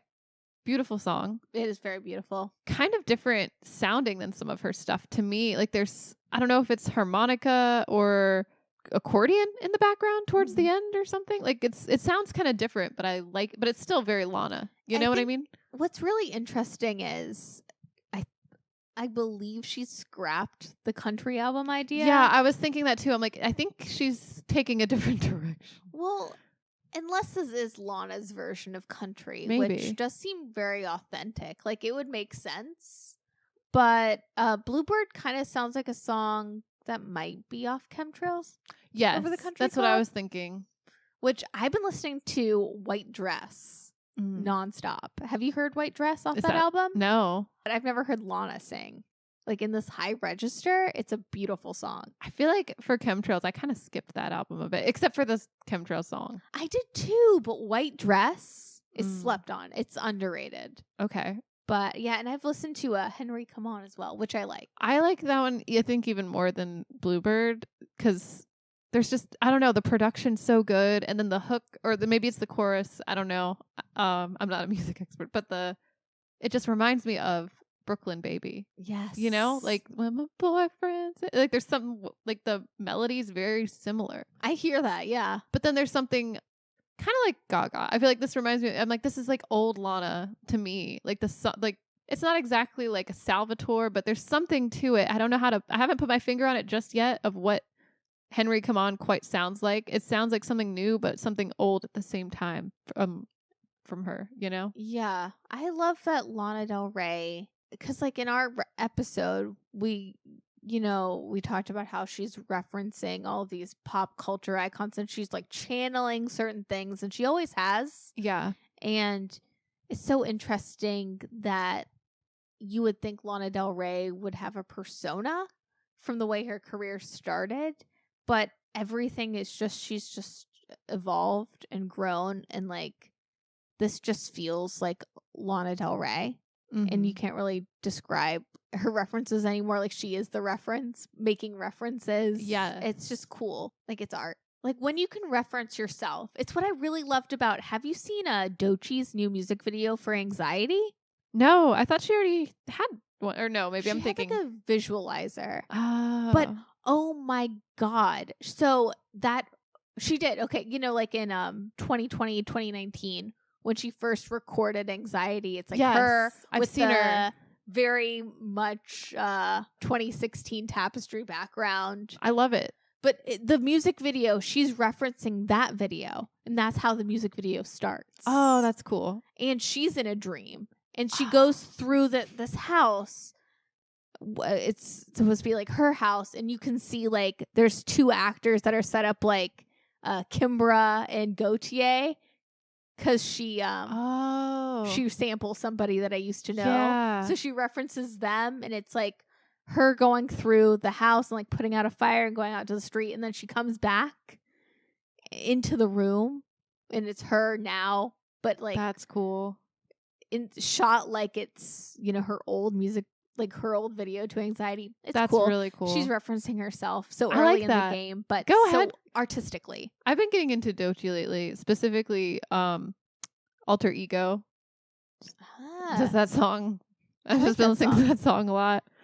I always forget that's her, because that's also she's on the song with someone else. Yeah, I forget who. All I remember is Doechii. It's all about Doechii, right? But what were you gonna say? Oh, I was trying to look up the lyrics of Henry Come On. Oh yeah, the soft leather blue jeans. You know, she mentions blue jeans. It's a really good song. It's like right in there with all the best Lana. Yeah, I think it's gonna be a big one for Lana lovers. I'm excited. I'm excited for whatever this new Lana album turns out to be. I know, I've been waiting for so long. I've seen so much speculation, and I mean, honestly, the countries I feel like is played out a little. I did like what was that song? Tough Quavo. I like that song as well. Tough was perfect. Kesha and T-Pain have released. It's sort of like a country. I don't know what's going on with that song. It's really wild. Did you listen to it? Yippee-ki-yay? Yeah, Yippee-ki-yay. It kind of reminded me of Kesha's new song with T-Pain. It reminded me a little bit of Sleazy. A little bit. Yeah. It was like a countryfied Sleazy. It was countryfied, yeah. I mean, I don't completely mind it, but I'm like, I don't know. It's interesting. It's kind of fun that they're teaming up. I love Kesha's journey and that she's able to create the music she wants to now. And yeah, she has that freedom and that autonomy. I agree. But I mean, yeah, you know, I'm not a Kesha girly, but I respect her. And also, like, you know, yeah, I feel I'll like turn up to some Kesha. I'll turn up to some of her songs for sure. Like, there's certain ones that'll hit me, you know? So did this new Kesha song hit you? No. Because you love T-Pain. I do love T-Pain. You know what? I was actually disappointed that I was a little startled that she seems to be more auto-tuney than him. At least to me. T-Pain's a singer now. He's changed. It's like all Kesha auto-tuned, but no. And then you go to T-Pain and he's singing. Pretty much. I mean, that's what my ears hear anyway. Like, just because I'm so used to his like auto-tune. It's like so, and I know Kesha's used auto-tune too, but it's like on such another level on this song. It just startled me a little, but it's kind of fun. I feel like it's gonna be big in like the country clubs, like for the line dancers out there. Oh, like not country clubs, but the yeah, not those. Yeah. Yeah. Have you seen all of like on TikTok? There'll be like line dancing, but to like Lady Gaga or I think I've seen like a couple things like that. Yeah. I'm like, if I were to line dance, it's got to be something fun. Maybe that would get me to line dance and, drop a beat. Maybe it's just not your jam. And that's okay. Well, I was told to get off the dance floor. I'll never forget. I was being also bullied. told to get off the dance floor. Yeah. When I tried to line dance. But maybe if it was a bop. Yeah. I'm like, I don't want to line dance to this You're right. I'm like, I don't even want to just line dance to this. Like, I could line dance to Abracadabra. Yes. I could do the Macarena to anything. And 100%. That's technically a line dance that people just don't, like, they sleep on. The electric slide. Oh, that's a good one. We can do, I think we have to be in the right spaces. Maybe a safe space. Yeah. Because, like, I just don't know why we've thrown those songs out. Like, they're garbage. Like, they're not. Oh my God, the electric slide is a classic. You can also electric slide to any song. And when the instructions are kind of in the song, that does help, Yeah. Boogie, boogie, boogie. It's like you do the little shimmy thing and you feel alive. Oh, wait, I'm thinking of the cha-cha slide. Oh, the cha-cha slide is good too. I don't think I've ever done the electric slide. Can you teach me? You've done the electric slide. Have I? Yeah. Where? Everywhere. I've seen you multiple times. We've been at functions. I just slide, like, naturally slide? Like, you know the electric slide. I don't think I do. Yes, you do. I need a demonstration. You've electric slid. I don't know. I don't feel like I have. Yes, you have. But she's doing the electric slide. Oh, I've done it at the club because I follow other people that have done it. But I didn't know that's what I was doing because no one's ever taught me the electric slide. Like, no one's taught me it either because you know it. It's just in your bones. It's in your bones. But how do people know? My thing. How do you know when? Like, what time to slide? Okay, wait. Nikki, I'm so serious. Yeah, it's like every time I've done this, I just pretend it's like you go back. I don't exactly know, but you like go back and you're like, and then you're like this. Nikki, that's good. And then you go around, and then you're like, but I've really good. seen you. Thank you. I've just no one blend can in see well. it. It's no not really in the frame. But for the audience, I just. Nikki's great at electric sliding. I just did the electric slide. She can do a demonstration. I just feel like when in doubt, at the club, at the function, just do the electric slide and put your stank on it. I guess it's also not that hard to follow. Like, for me, it's easier than some line dances that are like kicking your knee over and whatever. That's tapping what your I'm foot. saying. Yeah. It's easy enough. Like, if I've blended in this long, then, Because you don't need to know how to do. I've never been taught the electric slide. You just know. Gotcha. But you've done a lot of sliding, I can tell. I have. I've done a lot of electric sliding in my day. That's cool. It's the only one I'll do because the song's good. Yeah. No offense. I'll do the cha-cha slide. Yeah. I really don't want to wobble, though. I don't want to wobble either. It's just kind of like, okay. I feel like we were all wobbled out, too. I cannot stand the wobble. I feel like we talked about the wobble not too long ago, too. We're just wobble haters. Very much so. I'm so glad. I don't like. Yeah. I was going to say, I think it's because also, too, he's like, wobble, baby. I'm like, don't tell me what to do. Don't tell me to wobble. What if I don't want to? It's also one of those songs that, like, is an excuse for middle-aged white people to be like, watch me dance. Watch me group dance. I got rhythm, too. Like, I've never met anyone cool. No offense to all the middle-aged white people out there that I've just... That love the wobble. Just disparage. But yeah. I don't know. It's always what I'm trying to say is it's always the uncoolest people that are like, let's wobble. Yeah. Anyways. Anyway. Some new news. Anyway. Did you listen to... I know this is old news now, but we're late to the party on it. Did you listen to Chappell Roan on Call Her Daddy? I did. I really enjoyed... Well, I love Chappell Roan, and I enjoy hearing her speak, and just, yeah, it was a fun conversation they had. I feel like because she's someone that maybe, well, I don't want to say she doesn't peel back the layers, but maybe it's because of that statement where she's like, yeah, leave me alone, which I do respect. And I think it's really awesome that she's like putting up boundaries, because I'm like, yeah, like I can imagine it's a lot. And most people, we just like normalize this crazy behavior sometimes. Like I disagree with her on that, on her stance, you know? There were a lot of things that I found really fascinating about the Chappell Roan Color Daddy interview that I wasn't expecting, because I finally got to listen to it. I know for a couple weeks there's been a lot of hullabaloo about what she said about all of her friends being in hell that have kids.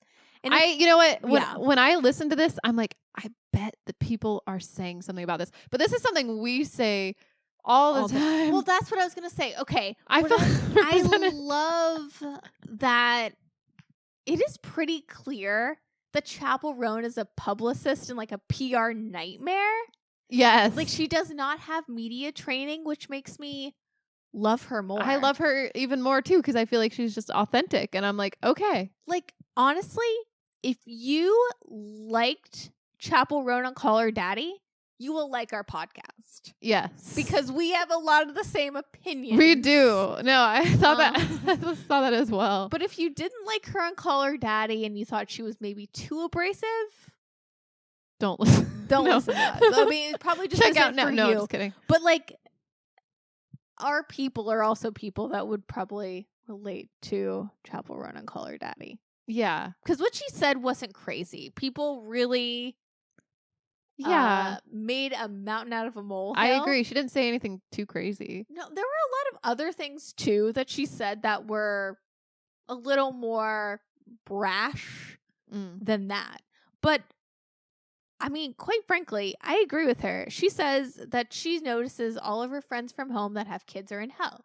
Yeah. Now, I also have friends that have kids. Not all of them are in hell, but they are definitely going through it. They are definitely in the trenches. Yeah. And it's something that's not for me. Yeah. Yeah. I feel like I'm coming to that really. I mean, I think I always feel that way. I think, I'm like, maybe someday I'll feel different. But as the years go on, nothing's really changed. So who knows? Maybe cats are just okay. You know, maybe that's all I need. Maybe I'll have a dog eventually. And I'll be like, this is my baby. Yeah. Yeah. Yeah. But I mean, it's fair to say, because everyone that I know around our age, around Chappell Roan's age, that have children are in hell. Yeah. In some form, shape, or form, you know? Yeah. It's not too crazy. It's not. What I also thought was interesting, though, there's a couple things she said. Yeah, there's a lot of things. I took a lot of notes. Very late to it made me feel better about our conversations, to be honest. I feel like Chappell Roan is one of us. I know. She's just brave enough to say it on Call Her Daddy. And that's why I love her. I'm like, that's so brave. I really respect that, because in a landscape where, you know, our celebrities, you know, so the idea of celebrity is kind of crumbling right now anyways. Yeah. But the fact that Chappell Roan is so huge and she's saying things that are normal things to say, normal opinions. Yeah. But we're just so not used to that anymore. I think we expect celebrities to have like a lot of we look at them as like a public figure of sorts, but like the president. Yeah, but I liked what she said, where she's like, I don't know anything about this. She's like, I don't have all the answers. She's like, why are you looking to me for answers? Kind of like, you know, when Brittany Spears was like, well, hey, like, I'm not responsible for your kids watching that. Like, get over it. It was funny. Back to our conversation last week when we talked about Booksmart and we talked about hating high school. Yeah.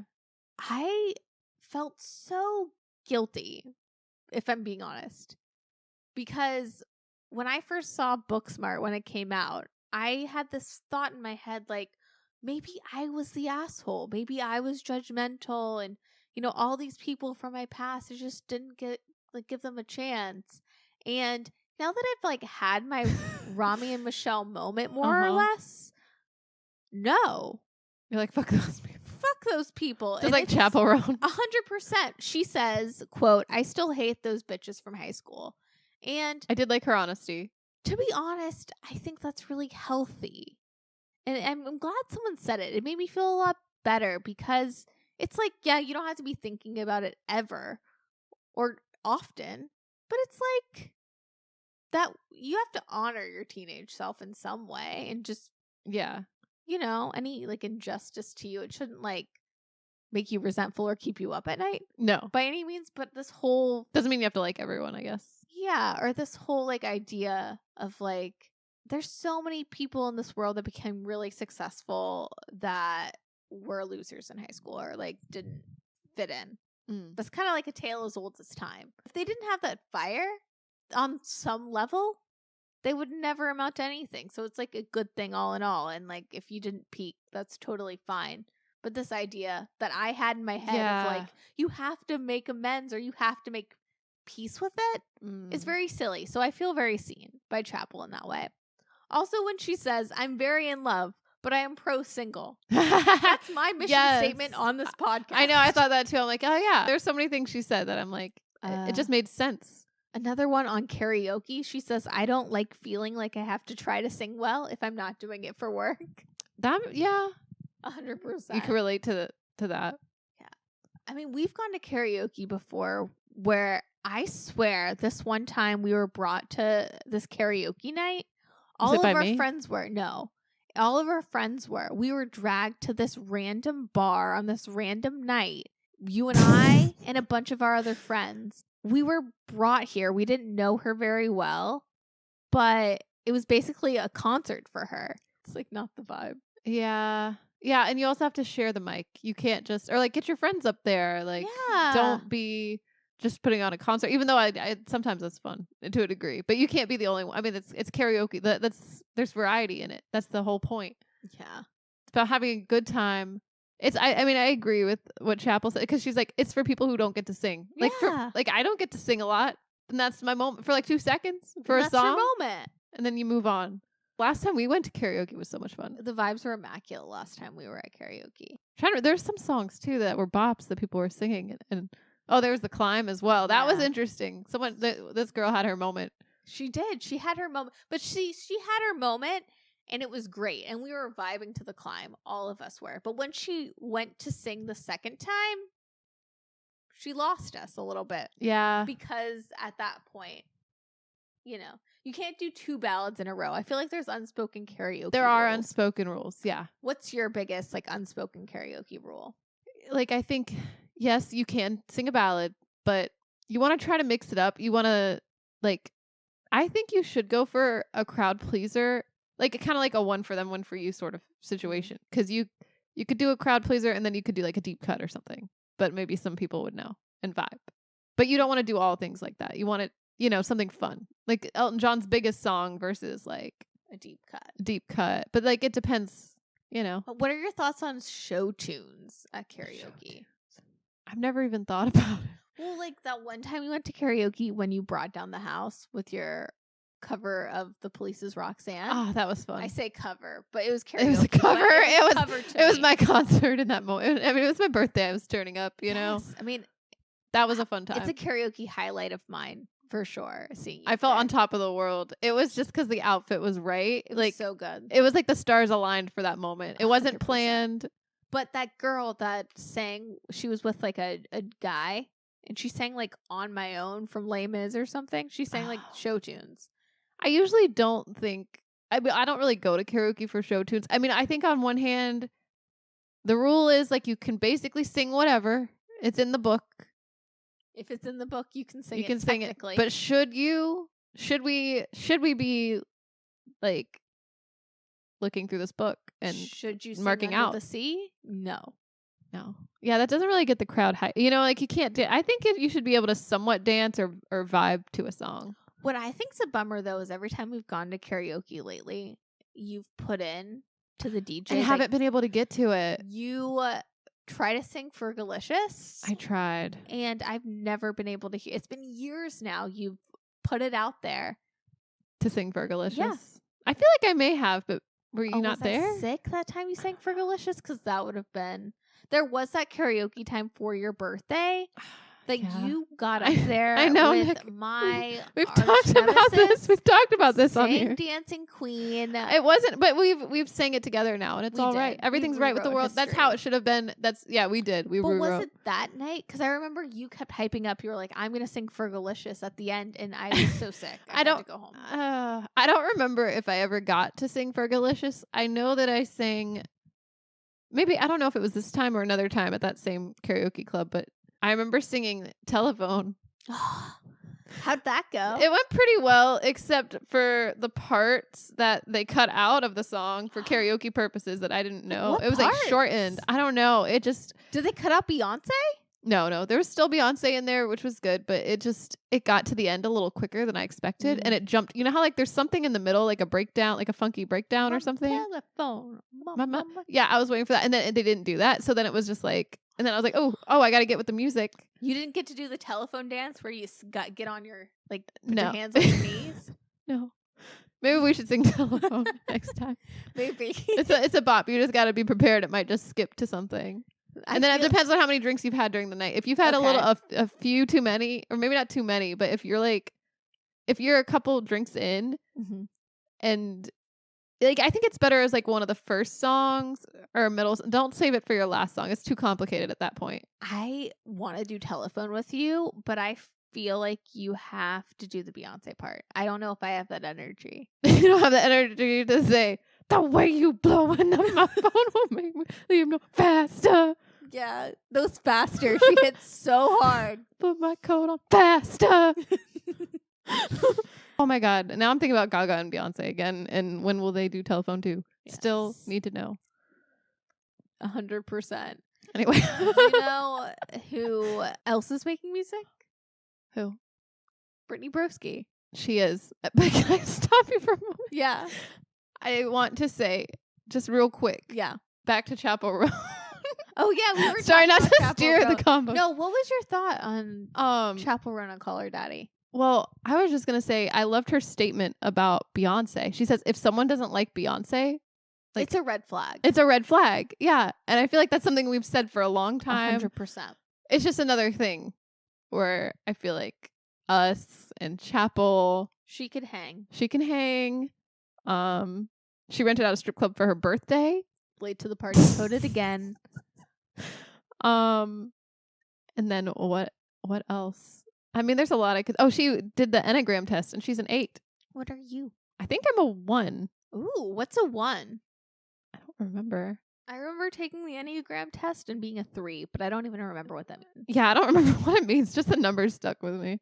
It says reformer. Ooh. Conscientious and ethical with a strong sense of right and wrong. Basic fear of being evil. Oh. I feels like a sim description. Like this isn't. Is this the? Oh, this is their website. Yeah, it's been a while since I've looked into this. I think that's my number. Yeah, I'll look into it again because I don't really remember. What was a 3? Because I remember taking the test and being a 3. How do I search? All right, I guess I'm gonna have to get out of this. The achiever, self-assured, attractive and charming, ambitious, competent, energetic, highly driven, diplomatic and poised. I mean, there's more to it than that. Let's take this Enneagram test again. Yeah. I would like to believe that, but I don't know. Yeah. I think I can be. Yeah. My best self is.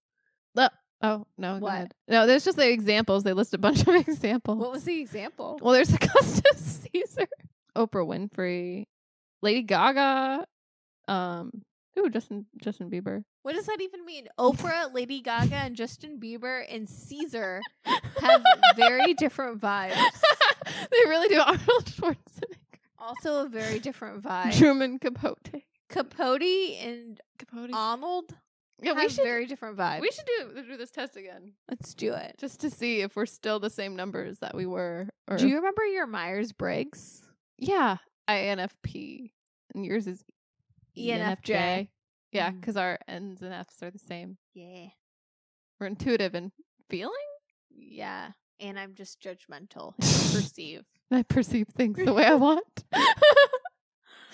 Oh, yeah. No, I loved Chappell Roan on Las Culturistas. She also did that this week. She her I don't think so, honey, was that she's like pro bad veneers. Oh yeah, that's not what you were saying. Yeah, Or Walton Goggins also said that. I love Walton Goggins veneers. Yeah, they shine. I mean, he makes them look good. You know, I mean, to be honest, I agree with Chappell Roan when she says like, oh, you know, people work really hard to like save up money to get these veneers, and if they like them, like whatever, they don't have to look real or like who cares, super white. It's okay. And like with Walton Goggins, from my understanding, like he always had veneers like since the start of his career. Like he got his teeth knocked out or something as a kid or whatever. So he's been rocking veneers forever, and he's also been rocking the hairline. I know. Did you see that video where it's like Walton Goggins at 53, at 20? Like it goes back each year, and he looks literally the same. He looks the same, and go him. Also, he's rocking the veneers, and like they're obviously veneers, but he's just. It's his look. Yeah. You know? Okay. Yeah. Let him live. Yeah. I mean, but who am I to say? Because I also, as a kid, I really liked Hilary Duff's bad veneers. I mean, I'm sure she still has veneers, but they look a lot better now than they did back in like 2005. But as an impressionable youth, I was like, these queen, like she was, you know, she got really skinny and got really bad veneers. And I was like, this is the epitome of beauty. I love a You're like, bad she's veneer. glowed up. I never knew she had veneers. There was this time in 2005 where she just got this big, huge veneers. Who is that? I'm like, what? That doesn't compute. No, she lost like a dramatic amount of weight and got veneers. Because I think she chipped her tooth on a microphone. Oh, no. So I'm not just saying this because I love, you know, my childhood queen, Hilary Duff. I'm not saying this in a disparaging way. No. Like, I think she would say they're bad veneers. Because obviously, because she got them fixed. But are they just, it's because they're long? Yeah. I guess I wasn't keeping up with Hilary Duff in that moment. And I was. That was the moment I locked in. You're like, work, girl. I was like, oh, she's teaming up with Good Charlotte. And yeah, I was like in. As a kid, like I noticed like there was like these viral for 2005. Like she had a clear purse and she had condoms in her purse. Whoa. And I was bad like, girl. What a baddie. I was like, a lot can change in a summer. Yeah, it can. Love that. I love Hilary Duff. So, yeah. Sorry, what were you about to say? Because you were like, I'm going to steer the conversation. Oh. No, nothing really. I just had to talk about what Chappell Roan said about Beyonce. That's all. Just, you know. Yeah. I think we're all in agreement. 100%.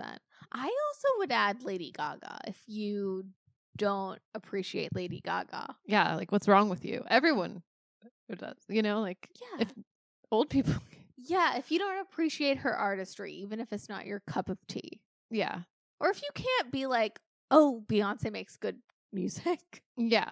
Get out of here. Get out of town. But yeah. I mean, I did listen to Brittany Broski as well. I was just shook. I'm like, okay, she can do more than just be funny and an internet personality. I'm like, okay. Like, her voice sounds good to me. I'm like, oh. It's interesting, like, listening to her new song, The Sun. There are times when I can hear, like, I'm like, oh, you know, it kind of sounds like her. Yeah. But a lot of the song, I was just like, oh, this is a lady singing. Yeah. Which is kind of the highest compliment, to be honest, because it took me out. I didn't think about Kombucha Girl or, like, you know, her on the Broski Report, you know, that, like, comedic personality she has. It was just like a singer singing a song. I know. I'm like, who is this? Cool.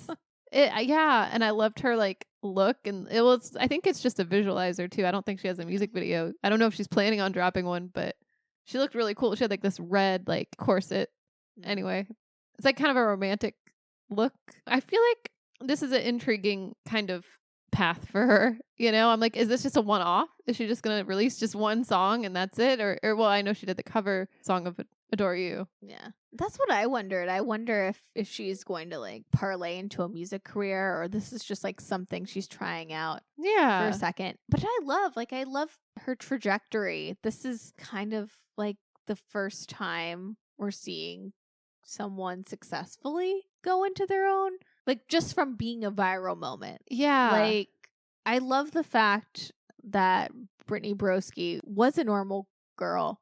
Like, she worked for like State Farm, or like she has like real life experience, and she's like a real life person who's been working at this for a really long time. And I know we have like a 6 degrees of separation with Brittany Broski. Yeah, we do. But I don't know. She's always seemed like a cool person. Yeah, I've always liked her. Yeah. And I love those crazy shots of her head that she does with those weird angles. That's like all I think about, like her, or just like, you know. She's so good. I love the Broski report. I love when she's interviewing the celebrities. Yeah. And her like medieval. She interviewed Timothy Chalamet. Yeah. I mean, I loved that interview with Timothy Chalamet too.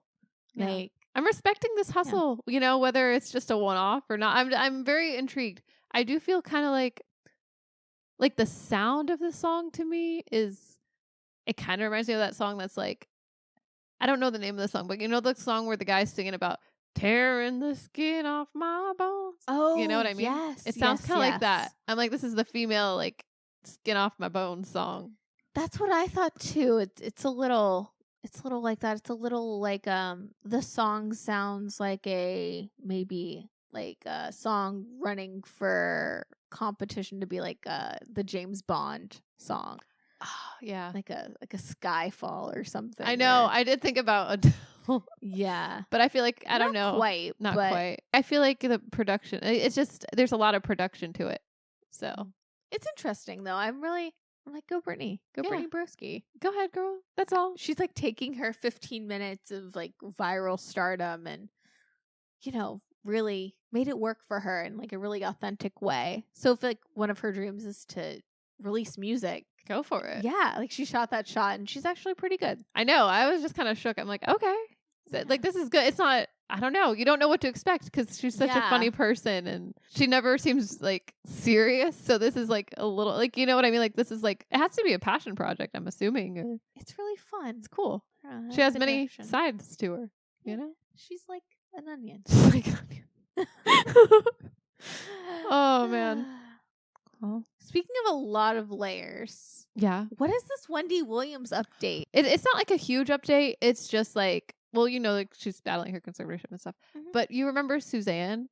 Yes. The producer? The producer. Apparently she talks to her every day and checks in on her. They just went out to lunch, apparently. She was able to take her out to lunch.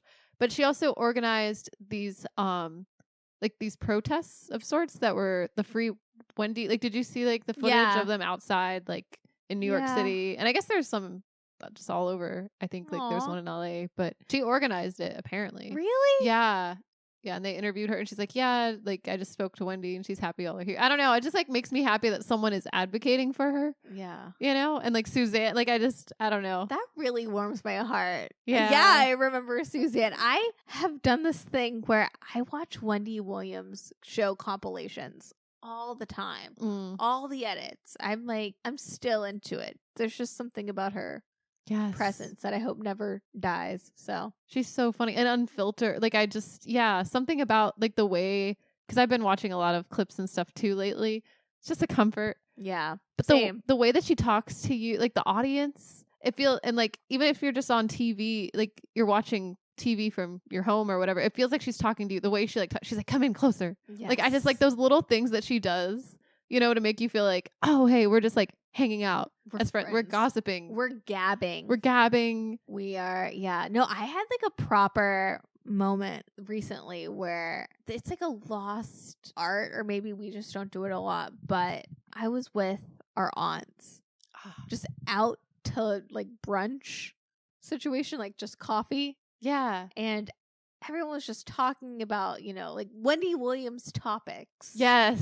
And yeah, it was just really, that was a really lovely like day, but also that like we kind of need that, whether it's via like our podcasts or like Wendy Williams. Yeah. We need like a space where we can be Chappell Roan on Call Her Daddy. Mm-hmm.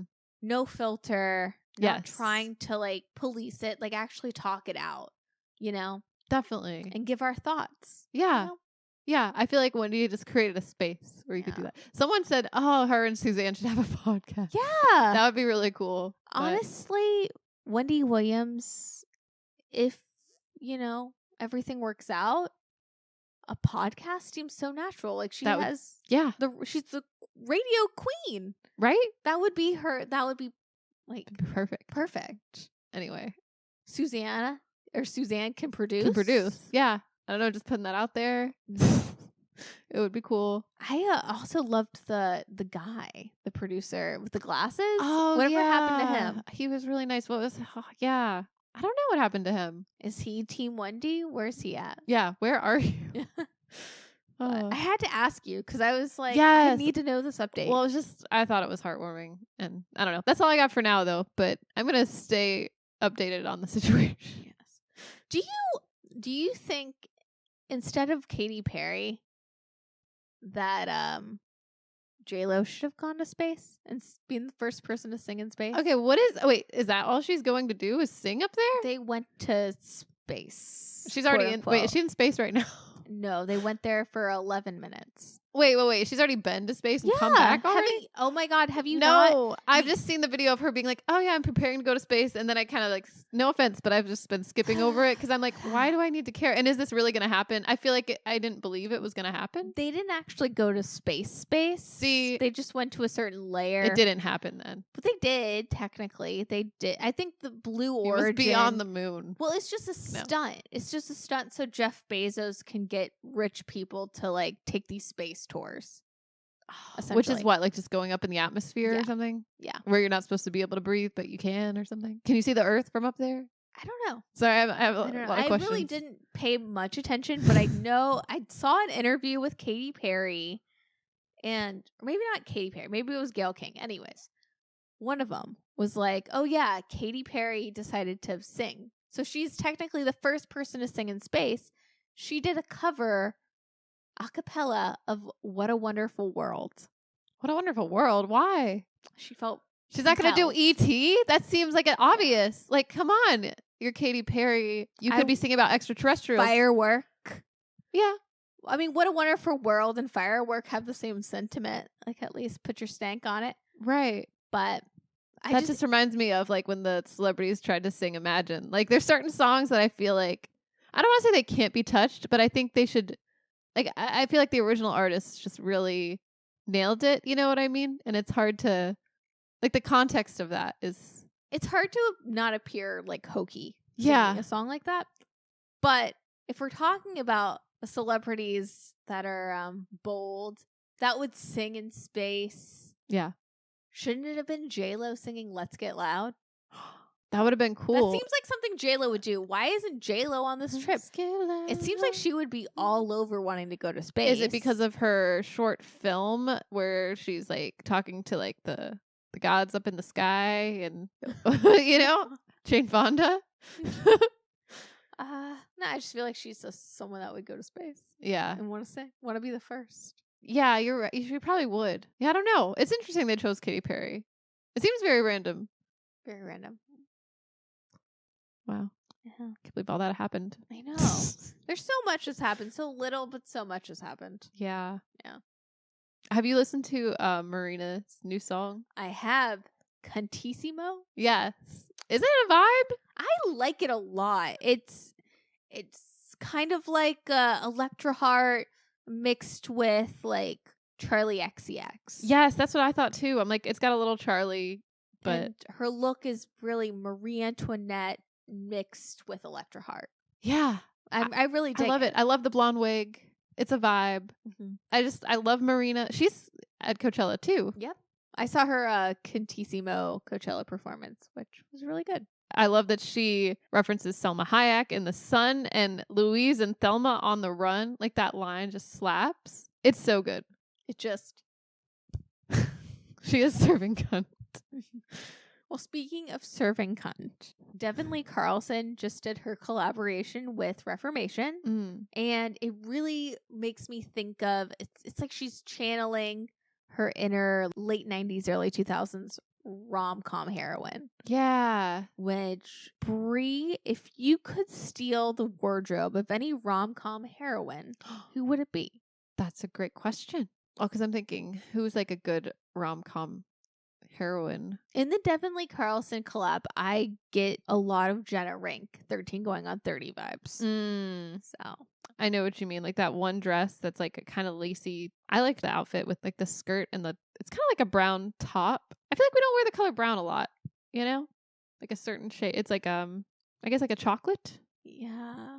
What I appreciate from this collab is the representation of a brown polka dot situation. Now that I've had time to think, I've thought about what you said. Cool. Julia Roberts? Like what film? Probably My Best Friend's Wedding. She wears that really pretty lavender dress. Tiny sunglasses. I feel like tiny sunglasses have to happen.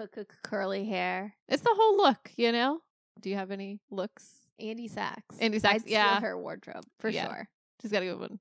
You know, like after she works at the Runway? magazine. Yeah. Or Jenna Rink. I really, not to like. Jenna Rink has probably the best wardrobe out of everyone.